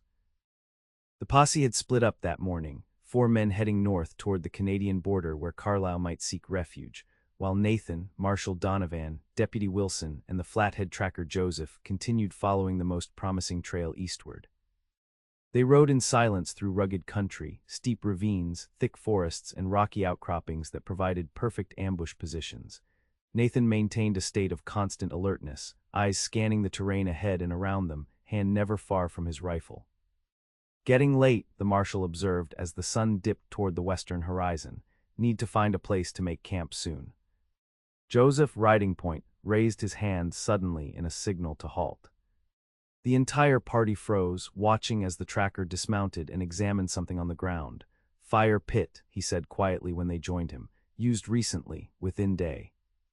Nathan knelt beside the cold ashes, noting the arrangement of stones, the remnants of partially burned logs. 5, maybe 6 men, he estimated, based on the size of the site and the scattered evidence of meal preparation. "Has to be Carlisle," Deputy Wilson said, excitement edging his voice. "We're close." Marshal Donovan surveyed the surrounding area with narrowed eyes. "Too close to make camp here. They could circle back, catch us sleeping." Nathan nodded in agreement. "There's a defensible position about 2 miles back, rocky overhang, clear sightlines, water nearby." "We'll head there," the marshal decided, "make an early start tomorrow. If they've gotten careless enough to leave signs like this, we might catch them by midday." As they rode back toward the suggested campsite, Nathan found himself wondering what Tessa Langley was doing at that moment. Teaching, perhaps. Or reading in the Peterson home. Had she thought of him at all since their brief exchange at dawn 4 days ago? The questions unsettled him. He needed to focus on the task at hand. Tracking dangerous men required complete attention.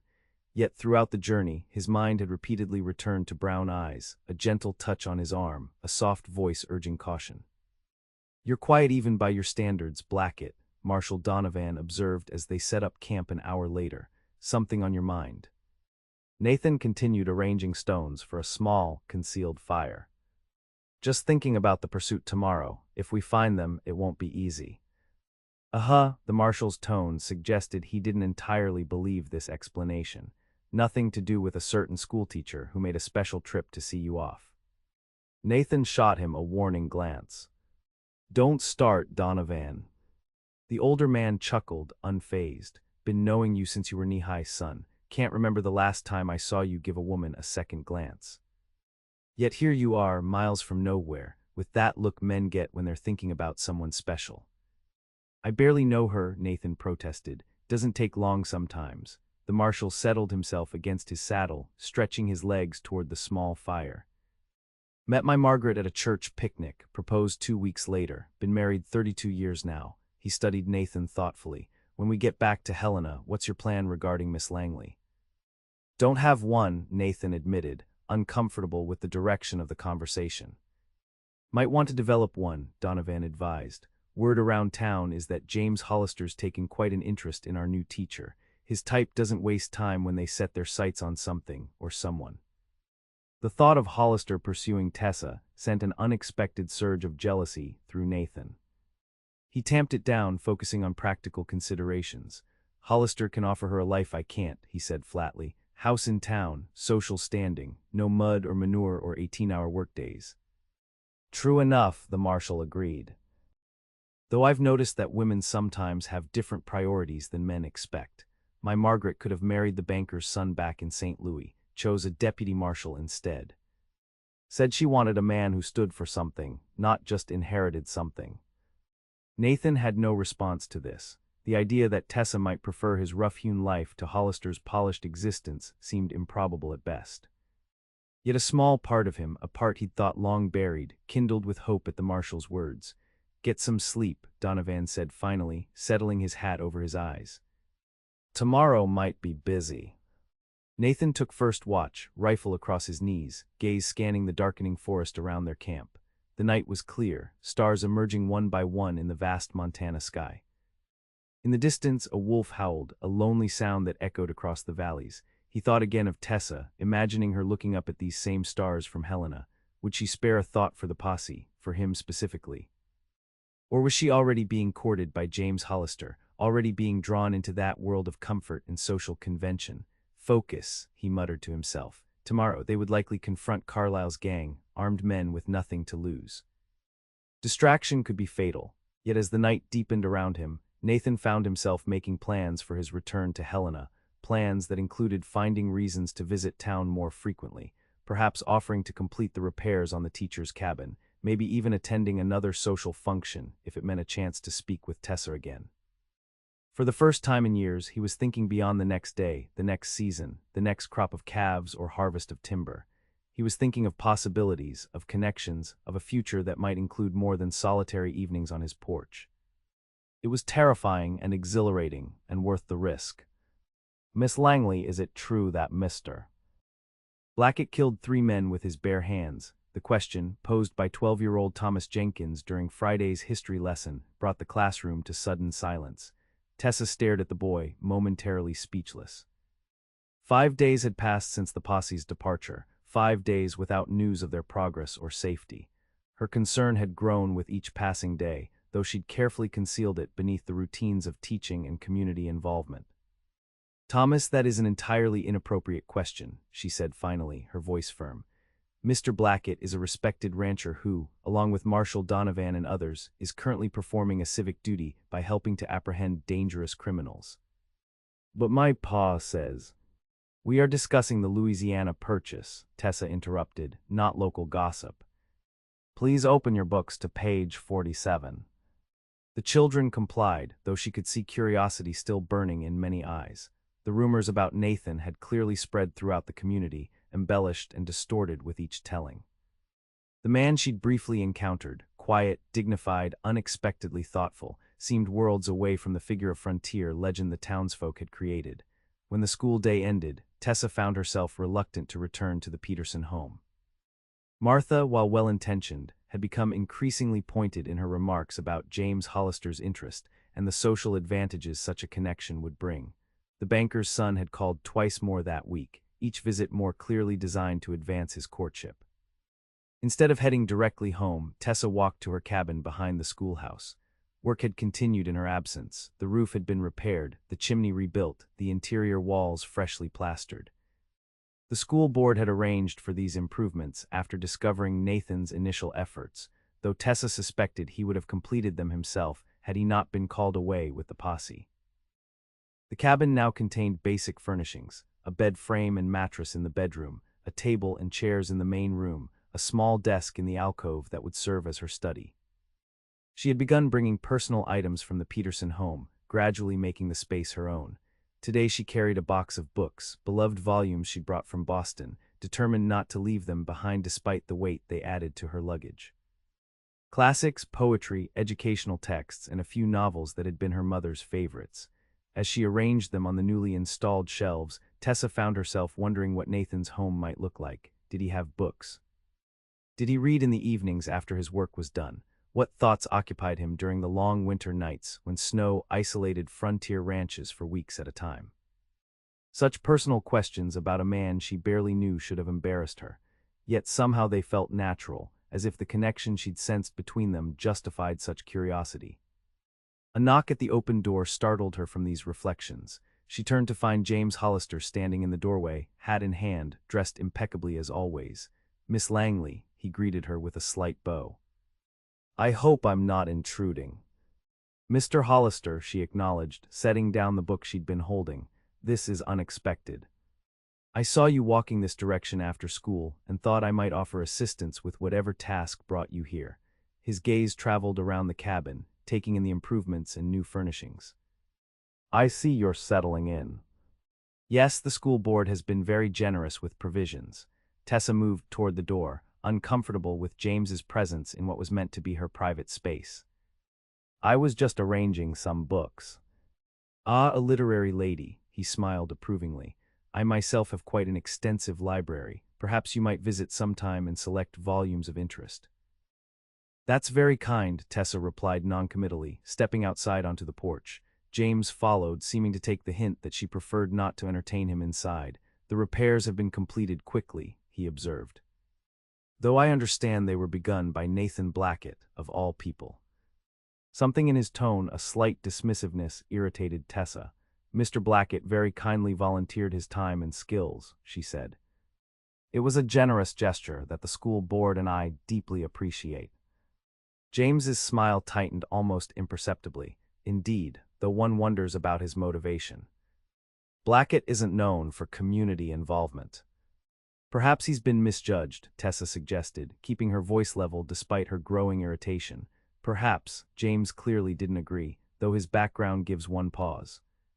"Did you know his family was killed in a dispute over water rights? They say he hunted down the men responsible afterward, took justice into his own hands."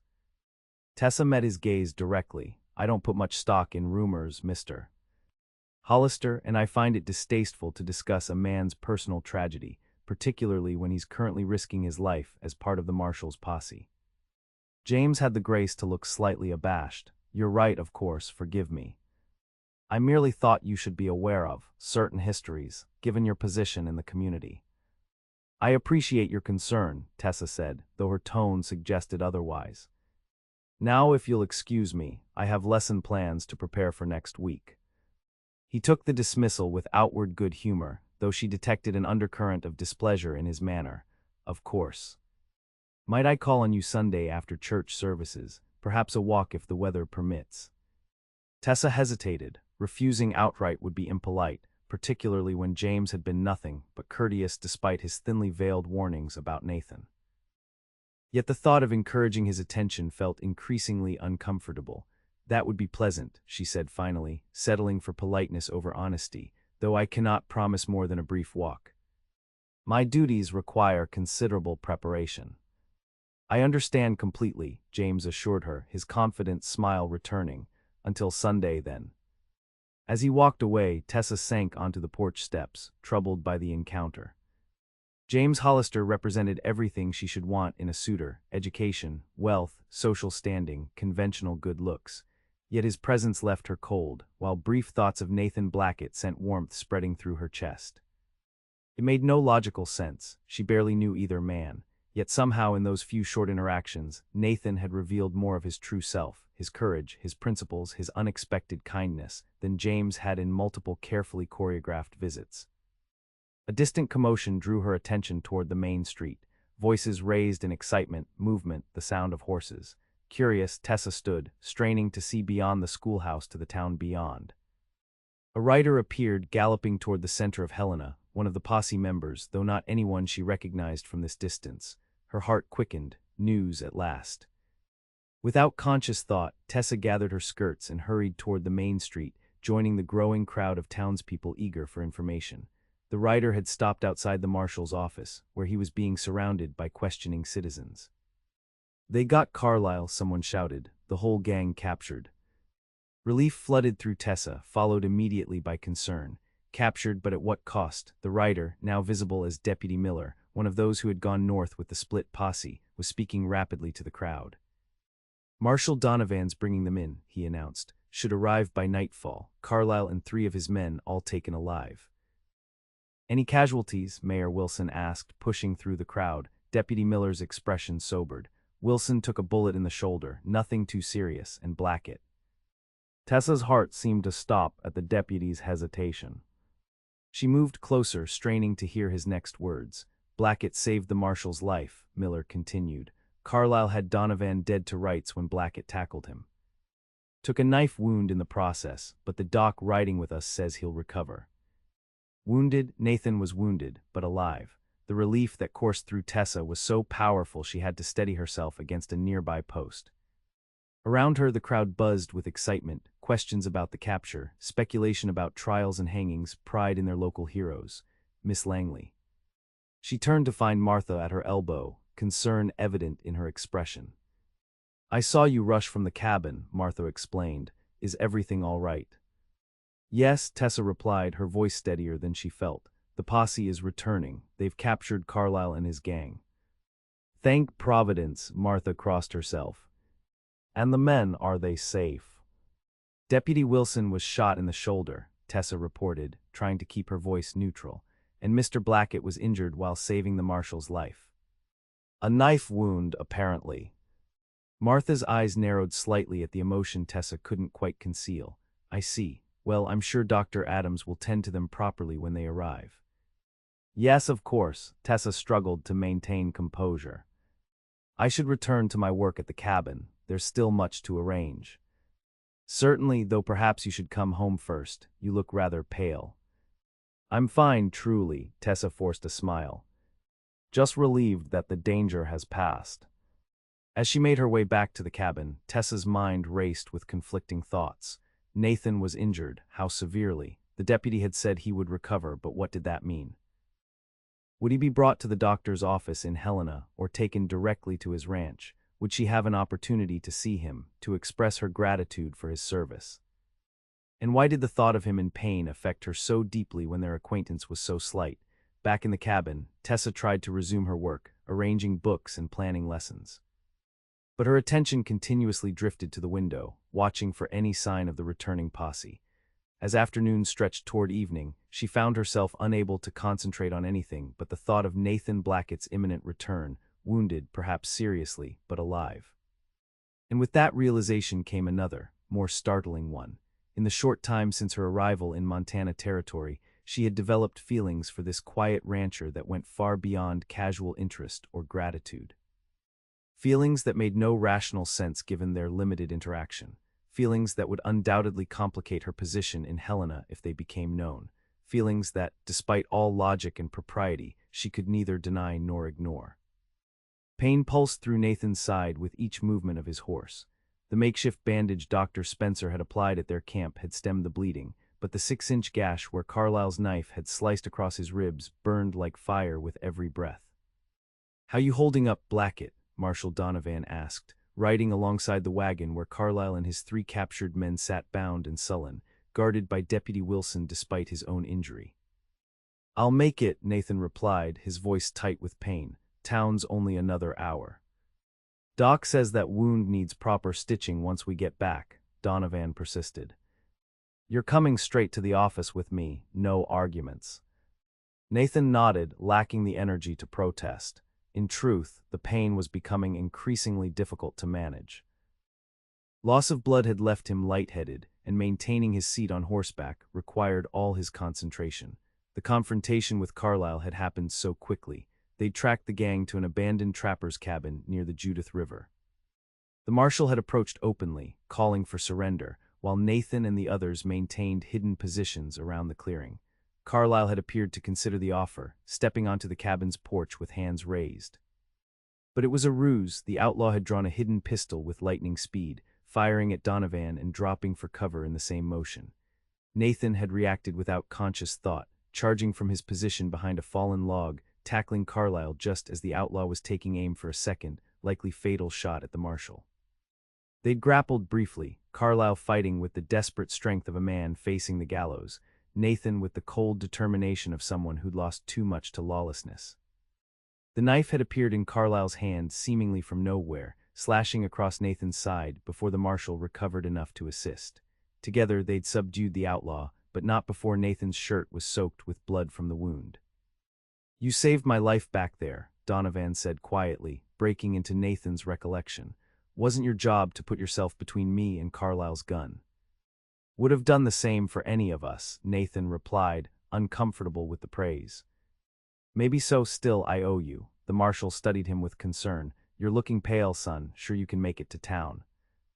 "I'm fine." Nathan straightened in the saddle, ignoring the fresh wave of pain the movement caused.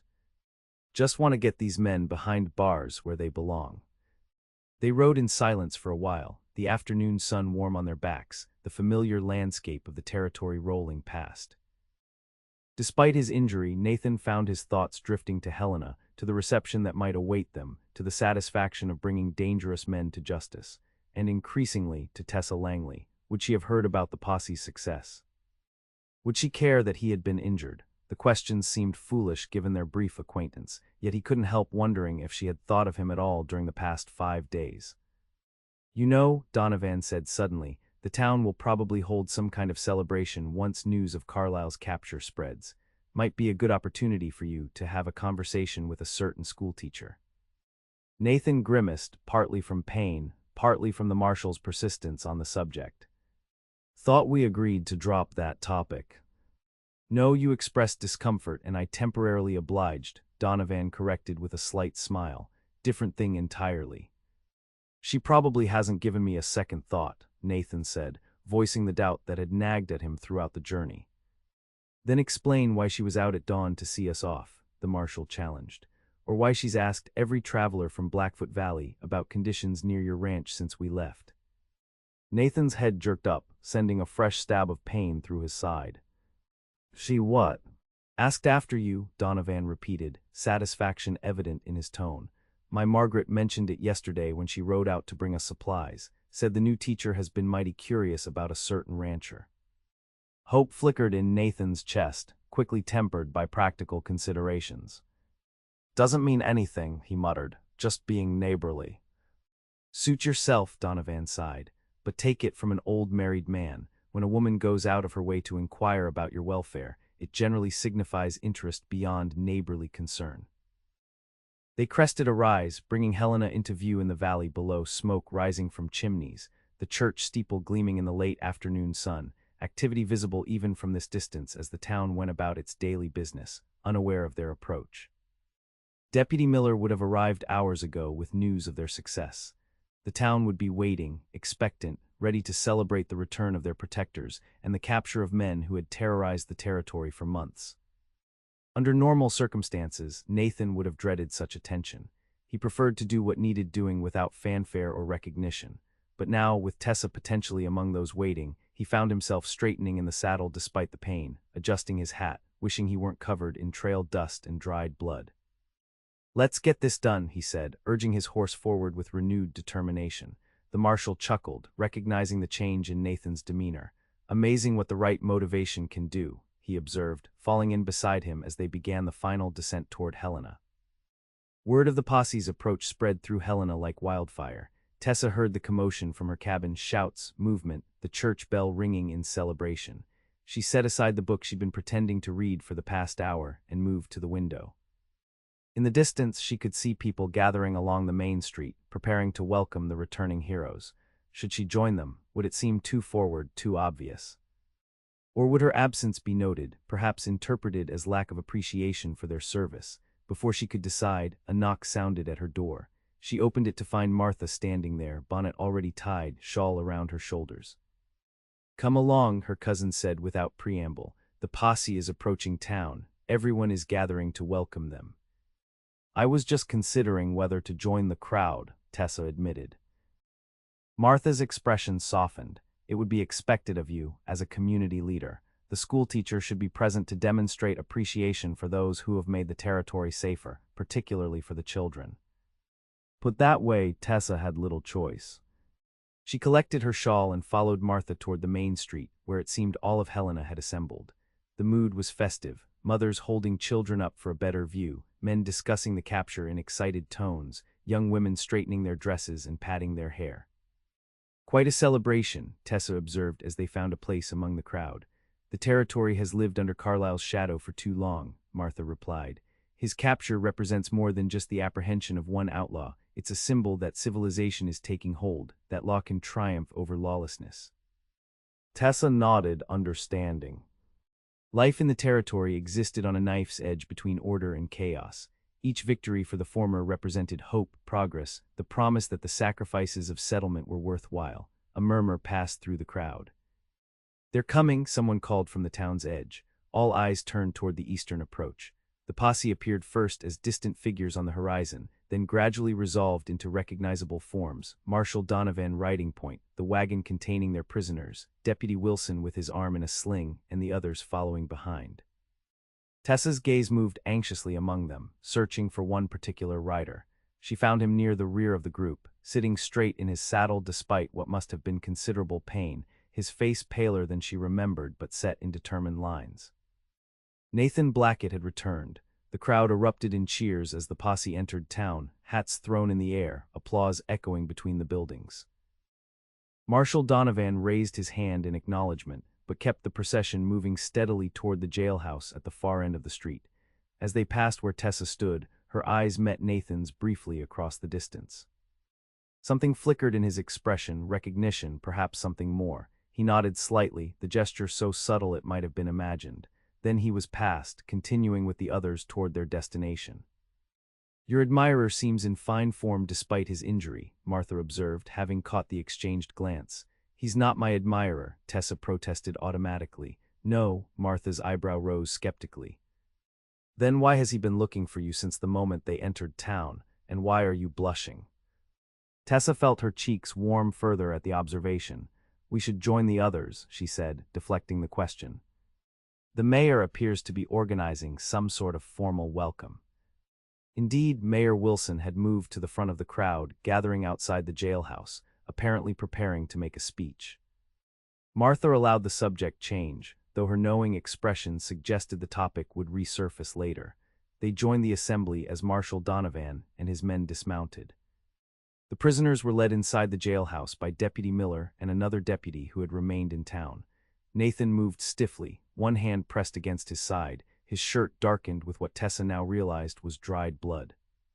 The sight sent a wave of concern through her. The wound must be serious for him to show even that much reaction. Yet he stood straight, refusing any visible assistance as Mayor Wilson began his speech praising the posse's bravery and success. "These men exemplify the finest qualities of Montana territory," the mayor proclaimed.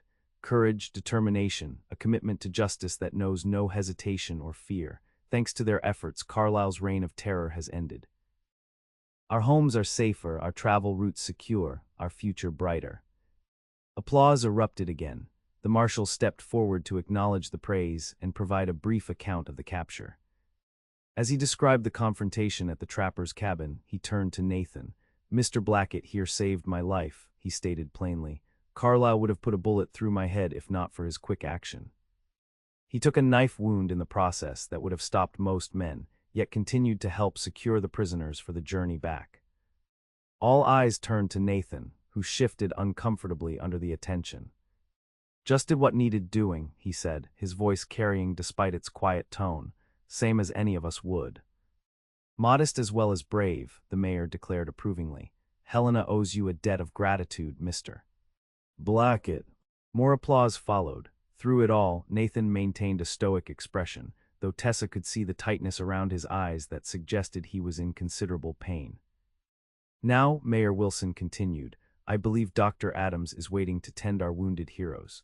The town council has arranged a celebration to be held this Saturday evening at the Cattlemen's Hall. All are invited to honor these brave men and thank them properly for their service." As the crowd began to disperse, Nathan and Deputy Wilson were directed toward the doctor's office 2 buildings down. Tessa hesitated, wanting to speak with Nathan to express her relief at his safe return, yet uncertain of the propriety of such an approach. "Go," Martha said quietly beside her. "You'll regret it if you don't." Surprised by her cousin's encouragement, Tessa gave her a questioning look. "I've seen how you look at him," Martha explained with a slight smile, "and how he looks at you. Some things transcend social conventions, Tessa, just be discreet." With a grateful nod, Tessa moved through the dispersing crowd toward the doctor's office. She arrived just as Nathan and Deputy Wilson were entering, Marshal Donovan behind them. "Marshal," she called, drawing his attention, "a moment, please." Donovan turned, his weathered face breaking into a knowing smile when he saw her. "Miss Langley, come to check on our wounded heroes." "Yes, she hesitated, suddenly uncertain. "That is, the entire community is grateful for your success." "Of course," the marshal agreed, his eyes twinkling with amusement at her formal tone. "Though perhaps one particular hero might interest you more than others." Tessa felt her cheeks warm. "I merely wish to express my personal thanks to all of you, especially those who were injured in service to the territory." "Very commendable," Donovan said, his smile widening. "Why don't you come inside? I'm sure the men would appreciate your good wishes." Before she could respond, the marshal was holding the door open, gesturing for her to enter the doctor's office. Gathering her courage, Tessa stepped inside. The front room was empty, but voices came from a treatment room beyond. Deputy Wilson emerged as they entered, his arm professionally bandaged and secured in a proper sling. "Miss Langley," he greeted her with surprise. "Come to check on us invalids." "I wanted to thank you for your service and bravery," she replied. "I hope your injury isn't too severe." "Klein through the meat of the shoulder," Wilson reported cheerfully. "Doc says I'll be good as new in a few weeks." Blackett got the worst deal. Carlyle's knife caught him good across the ribs. As if summoned by his name, Nathan appeared in the doorway of the treatment room, shirt removed, torso wrapped in white bandages that stood out starkly against his sun-darkened skin. He stopped abruptly when he saw Tessa, surprise and something else, embarrassment perhaps, crossing his features. "Miss Langley," he acknowledged, his voice rougher than she remembered. "Mr. Blackett." She fought to keep her eyes on his face rather than the broad expanse of his chest and shoulders now visible above the bandages. "I'm relieved to see you safely returned, though sorry for your injury." A small smile touched his lips. "Worth it to see Carlyle behind bars." Dr. Adams appeared behind Nathan, wiping his hands on a cloth. "My patient needs rest, not visitors," he announced firmly. "That wound required 15 stitches and barely missed doing serious damage. No riding for at least a week, preferably 2. Nathan's expression clouded. "Doc, I've got a ranch to run. Can't sit around town for 2 weeks." "You can and you will," Adams replied, unmoved. "Unless you want those stitches to tear open and find yourself bleeding to death in some remote pasture." "He can stay with us," Marshal Donovan offered. "Margaret's been preparing the spare room since she heard you were injured, and," he added with a meaningful glance at Tessa, "our house is conveniently located near the school. In case you need anything to occupy your time during recovery." Nathan shot the marshal a warning look that only made the older man's smile widen.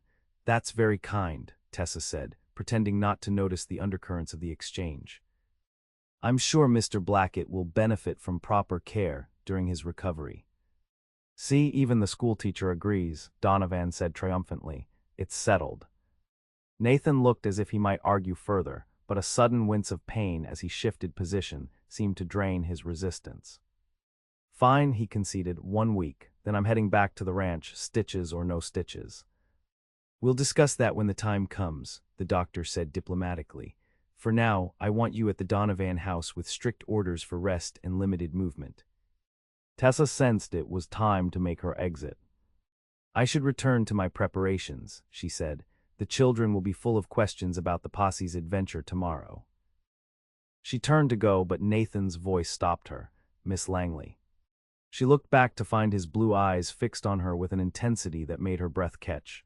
"Thank you," he said simply, "for coming to check on us." There was a weight to his words that suggested he meant more than the simple statement conveyed. Tessa smiled, allowing some of her genuine feeling to show in her expression. "It was the least I could do, Mr. Blackett. After all, you've made our community safer, including my students and myself." Their eyes held for a moment longer, before Dr. Adams cleared his throat pointedly. "If the social pleasantries are concluded, I'd like my patient to rest now," he said, though his tone had softened somewhat. Tessa nodded and made her farewells, promising to visit the Donovan home later in the week if Nathan's recovery permitted visitors. As she stepped back onto the street, she found Martha waiting patiently a discreet distance away. "Well," her cousin inquired as they began walking home. "He's been ordered to rest in town for at least a week," Tessa replied, attempting to sound casual. 15 stitches in his side where Carlyle's knife caught him. Martha's tone conveyed volumes. "And will you be visiting the invalid during his convalescence?" Tessa couldn't quite suppress her smile. "Perhaps. If propriety permits." "I believe we can arrange for propriety to permit quite a bit," Martha said thoughtfully, "particularly if we frame it as a community service, the schoolteacher bringing reading materials to a wounded hero, for instance." Tessa glanced at her cousin in surprise. "You've changed your position on Mr. Blackett rather dramatically." Martha sighed. "Let's just say I've observed enough to recognize genuine interest when I see it, on both sides. And while James Hollister might be the more conventional choice, I want you to be happy, Tessa, truly happy." Impulsively, Tessa squeezed her cousin's arm. "Thank you, Martha." "Don't thank me yet," Martha cautioned. "A week in town might give you and Mr. Blackett an opportunity to become better acquainted, but it doesn't solve the larger challenges. His life is his ranch, miles from Helena. Yours is the school, and there will be talk, regardless of how carefully we manage appearances." "I know," Tessa acknowledged, "but perhaps it's worth facing those challenges to discover if there's something real between us." Martha smiled wryly. "The territory changes people faster than I expected. The Tessa Langley who arrived from Boston would never have made such a declaration."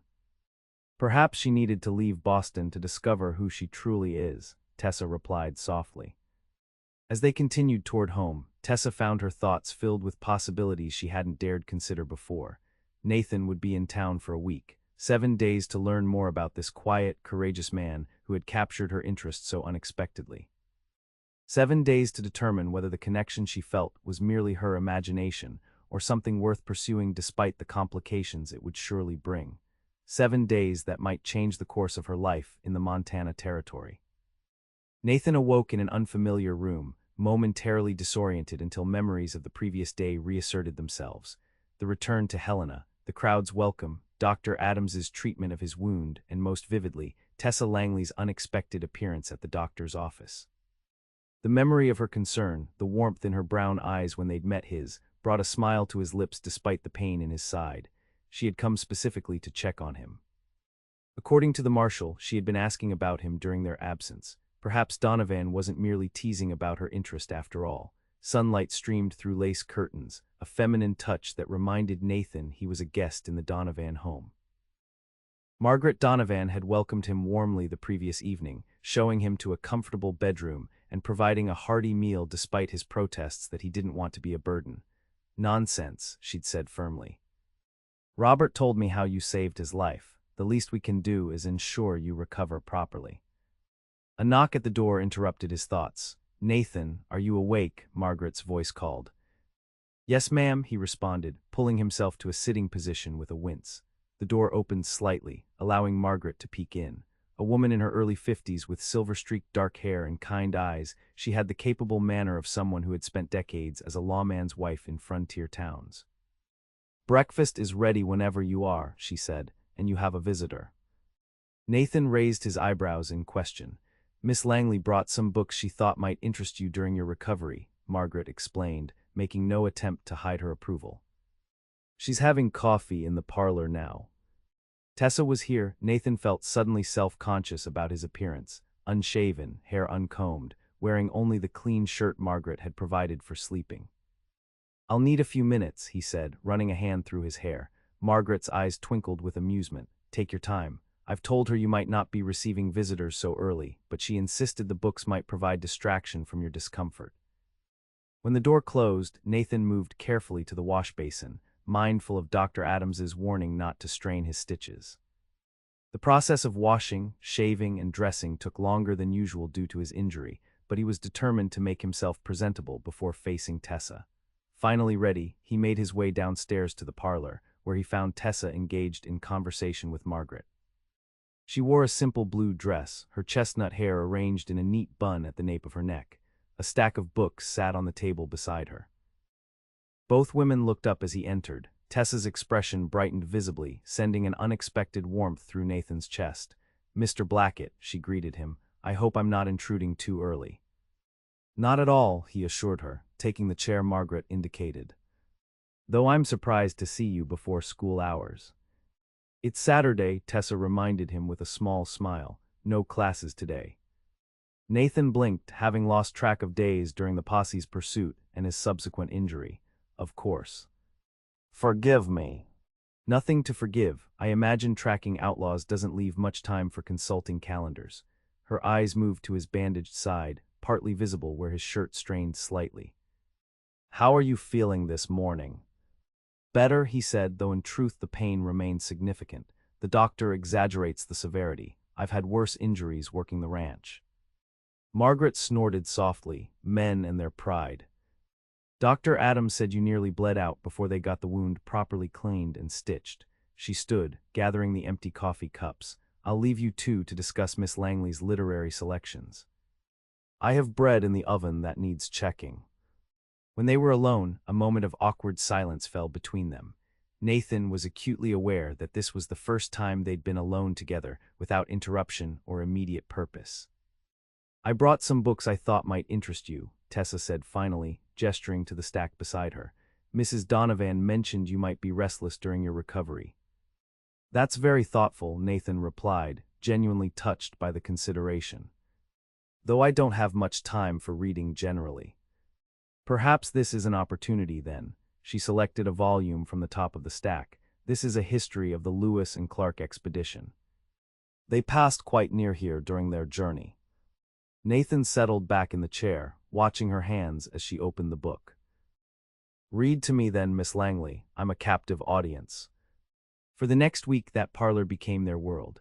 Every afternoon after school, Tessa would arrive with her books, and for an hour or two they would travel together, down the Missouri River with Lewis and Clark, through the haunted glens of Scotland with Sir Walter Scott, and into the philosophical debates of Emerson. But the books were merely gateways. In the pauses between chapters they spoke. Nathan told her about the ranch, not just the work, but the way the light hit the creek at dawn, the sound of the wind in the pines, the dream he had of building a herd that would rival the great operations of the South. Tessa spoke of Boston, not the society balls she had missed, but the library where she had found refuge, her father's quiet dignity in the face of failure, her longing for a life that felt real. By the time Dr. Adams removed the stitches and pronounced Nathan fit to travel, the polite distance between them had evaporated, replaced by a profound and terrifying understanding. The day Nathan left to return to the ranch was gray and blustery. He stood on the porch of the Donovan house, his hat in his hand, looking at Tessa. I should get back, he said, though his feet didn't move. Stock needs tending. Emmett's been doing double duty too long. Of course, Tessa said, her hands clasped tightly in front of her to hide their trembling. You have responsibilities. Tessa, he started, using her given name for the first time without the honorific. He took a step toward her, then stopped, the old walls slamming back into place. Thank you for the books, for everything. You're welcome, Nathan. He jammed his hat onto his head, turned, and walked to his horse. He didn't look back. The months that followed were a test of endurance unlike any Tessa had known. She threw herself into her teaching, earning the respect of the town and the adoration of her students. She finished furnishing the cabin, turning it into a cozy, welcoming home. She attended church and socials, always polite, always composed. James Hollister was persistent. He called weekly, bringing gifts of expensive chocolates and hothouse flowers ordered from Denver. He was everything a woman was supposed to want: attentive, wealthy, safe. But every time she looked at him, she saw blue eyes crinkling with amusement at a passage from Ivanhoe. Every time she touched his smooth, manicured hand, she remembered the rough, calloused warmth of Nathan's palm. Nathan did not come to town. He sent Frank, his new hired hand, for supplies. Rumors drifted in the Blackett ranch was expanding. He was building a new barn. He was working himself into an early grave. The breaking point came in late October on the night of the harvest dance. James escorted her, as expected. He was particularly solicitous that evening, and Tessa sensed with a sinking heart that he intended to propose. She tried to deflect him, to keep to the crowded dance floor, but he maneuvered her into a quiet corner of the church hall during a break in the music. Tessa, he began, taking her hand, you must know how much I admire you. My parents approve, the town expects it. I can give you a life of comfort, of ease. I want you to be my wife. Tessa looked at him, really looked at him. He was offering her the world. And she realized with absolute clarity that it was the wrong world. I am honored, James, she said gently, truly, but I cannot marry you.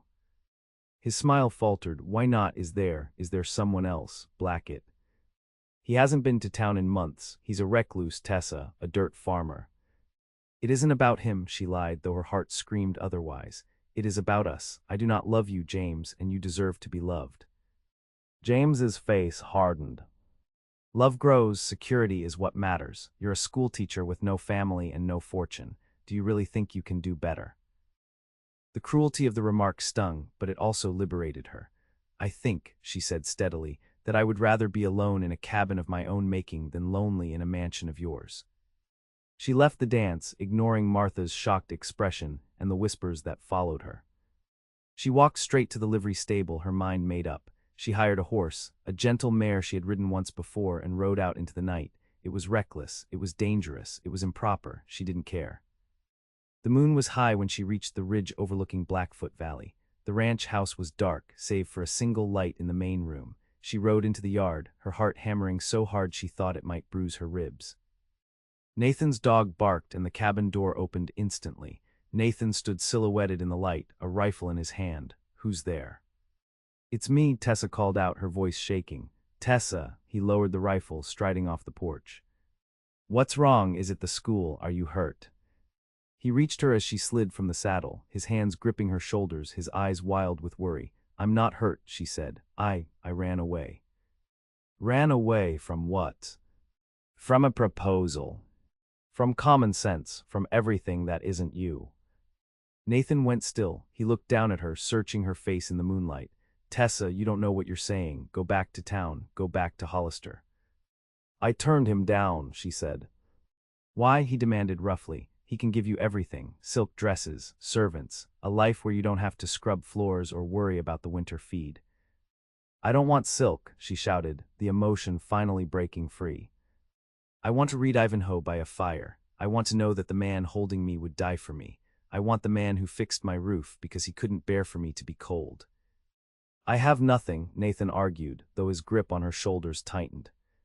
Look at this place, Tessa. It's hard, it's lonely, You're delicate, you're refined. I am not delicate, she pulled away from him, stepping back. Why does everyone see that? Why do you all see the Boston lace and not the woman underneath? She wrapped her arms around herself, her voice dropping to a whisper. James said I should be grateful, that I have nothing to offer, and maybe he's right, I'm not wealthy, I'm not accomplished in the ways that matter out here. She looked down at the dirt, and I know what they say, I know I'm plain, I'm not. I'm not pretty enough to be the prize of the territory, I'm just Tessa." The silence that followed was absolute. Then Nathan moved. He stepped close to her, so close she could feel the heat of him. He reached out, his rough, calloused finger hooking under her chin, forcing her to look up. "Who told you that?" he asked, his voice dangerously quiet. "It's just the truth," she whispered. "My features are common. My eyes are just brown." "I'm... Stop." He framed her face with both hands, his thumbs brushing her cheeks. "Tessa, look at me." She met his gaze, expecting pity. Instead, she saw a fire that burned hotter than the sun. "I have watched the sun rise over these mountains for 10 years, Nathan said, his voice shaking with the force of his emotion. "I have seen the spring wildflowers cover the valley. I have seen the northern lights dance across the sky." He leaned closer, his eyes devouring her. "I have seen wonders that men travel lifetimes to find, and none of them, not one of them, holds a candle to you." Tessa's breath hitched. "Nathan." "You say you're plain," he murmured, his thumb tracing her lower lip. "I look at you, and I see the courage that brought you halfway across a continent. I see the kindness that sat by my bedside for a week. I see the intelligence in those, just brown, eyes that challenges me to be a better man." He rested his forehead against hers. "You're not pretty enough," he choked out a laugh. "Tessa, you are the most beautiful thing I have ever seen. You are the only beautiful thing in my world." The walls crumbled, the defenses fell. Tessa let out a sob and threw her arms around his neck. Nathan caught her, lifting her off her feet, burying his face in her neck as he held her with a desperate, crushing strength. "Marry me," he rasped against her skin. "I don't have much. But I swear I will spend the rest of my life trying to be worthy of you." "Yes," she wept. "Yes, Nathan, yes." He kissed her then, standing in the dirt yard of his ranch under the vast Montana sky. It wasn't a polite kiss. It was the claiming of a man who had been starving for a lifetime, and the surrender of a woman who had finally found her place. 5 years later, the winter of 1883 was a hard one, but the house in Blackfoot Valley was warm. It had been expanded, a second story added, with a large window facing the mountains. Tessa sat in the rocking chair by the fire, a book open on her lap, but she wasn't reading. She was watching the two children playing on the rug, a boy with sandy hair building a tower of blocks, and a baby girl with chestnut curls trying to knock it down. The door opened, and Nathan stomped the snow from his boots. He looked tired, lines of fatigue around his eyes, but when he saw them, his face transformed. "Papa," the boy abandoned his blocks and ran to him. Nathan scooped him up, then walked over to Tessa. He leaned down, kissing her deeply, lingering until she sighed with contentment. "You're staring again," he teased softly, tracing the line of her jaw. "I was just thinking," she smiled, leaning into his hand. "About what?" "About how wrong I was." She looked at their children, at the home they had built, at the man who looked at her as if she were the center of the universe. "I thought I wasn't enough." Nathan kissed her forehead. "You were always everything, Tessa. I just had to wait for you to arrive." He sat on the rug to help his son rebuild the tower, and Tessa picked up her book. But she didn't read. She simply watched the most beautiful thing she had ever seen, her life.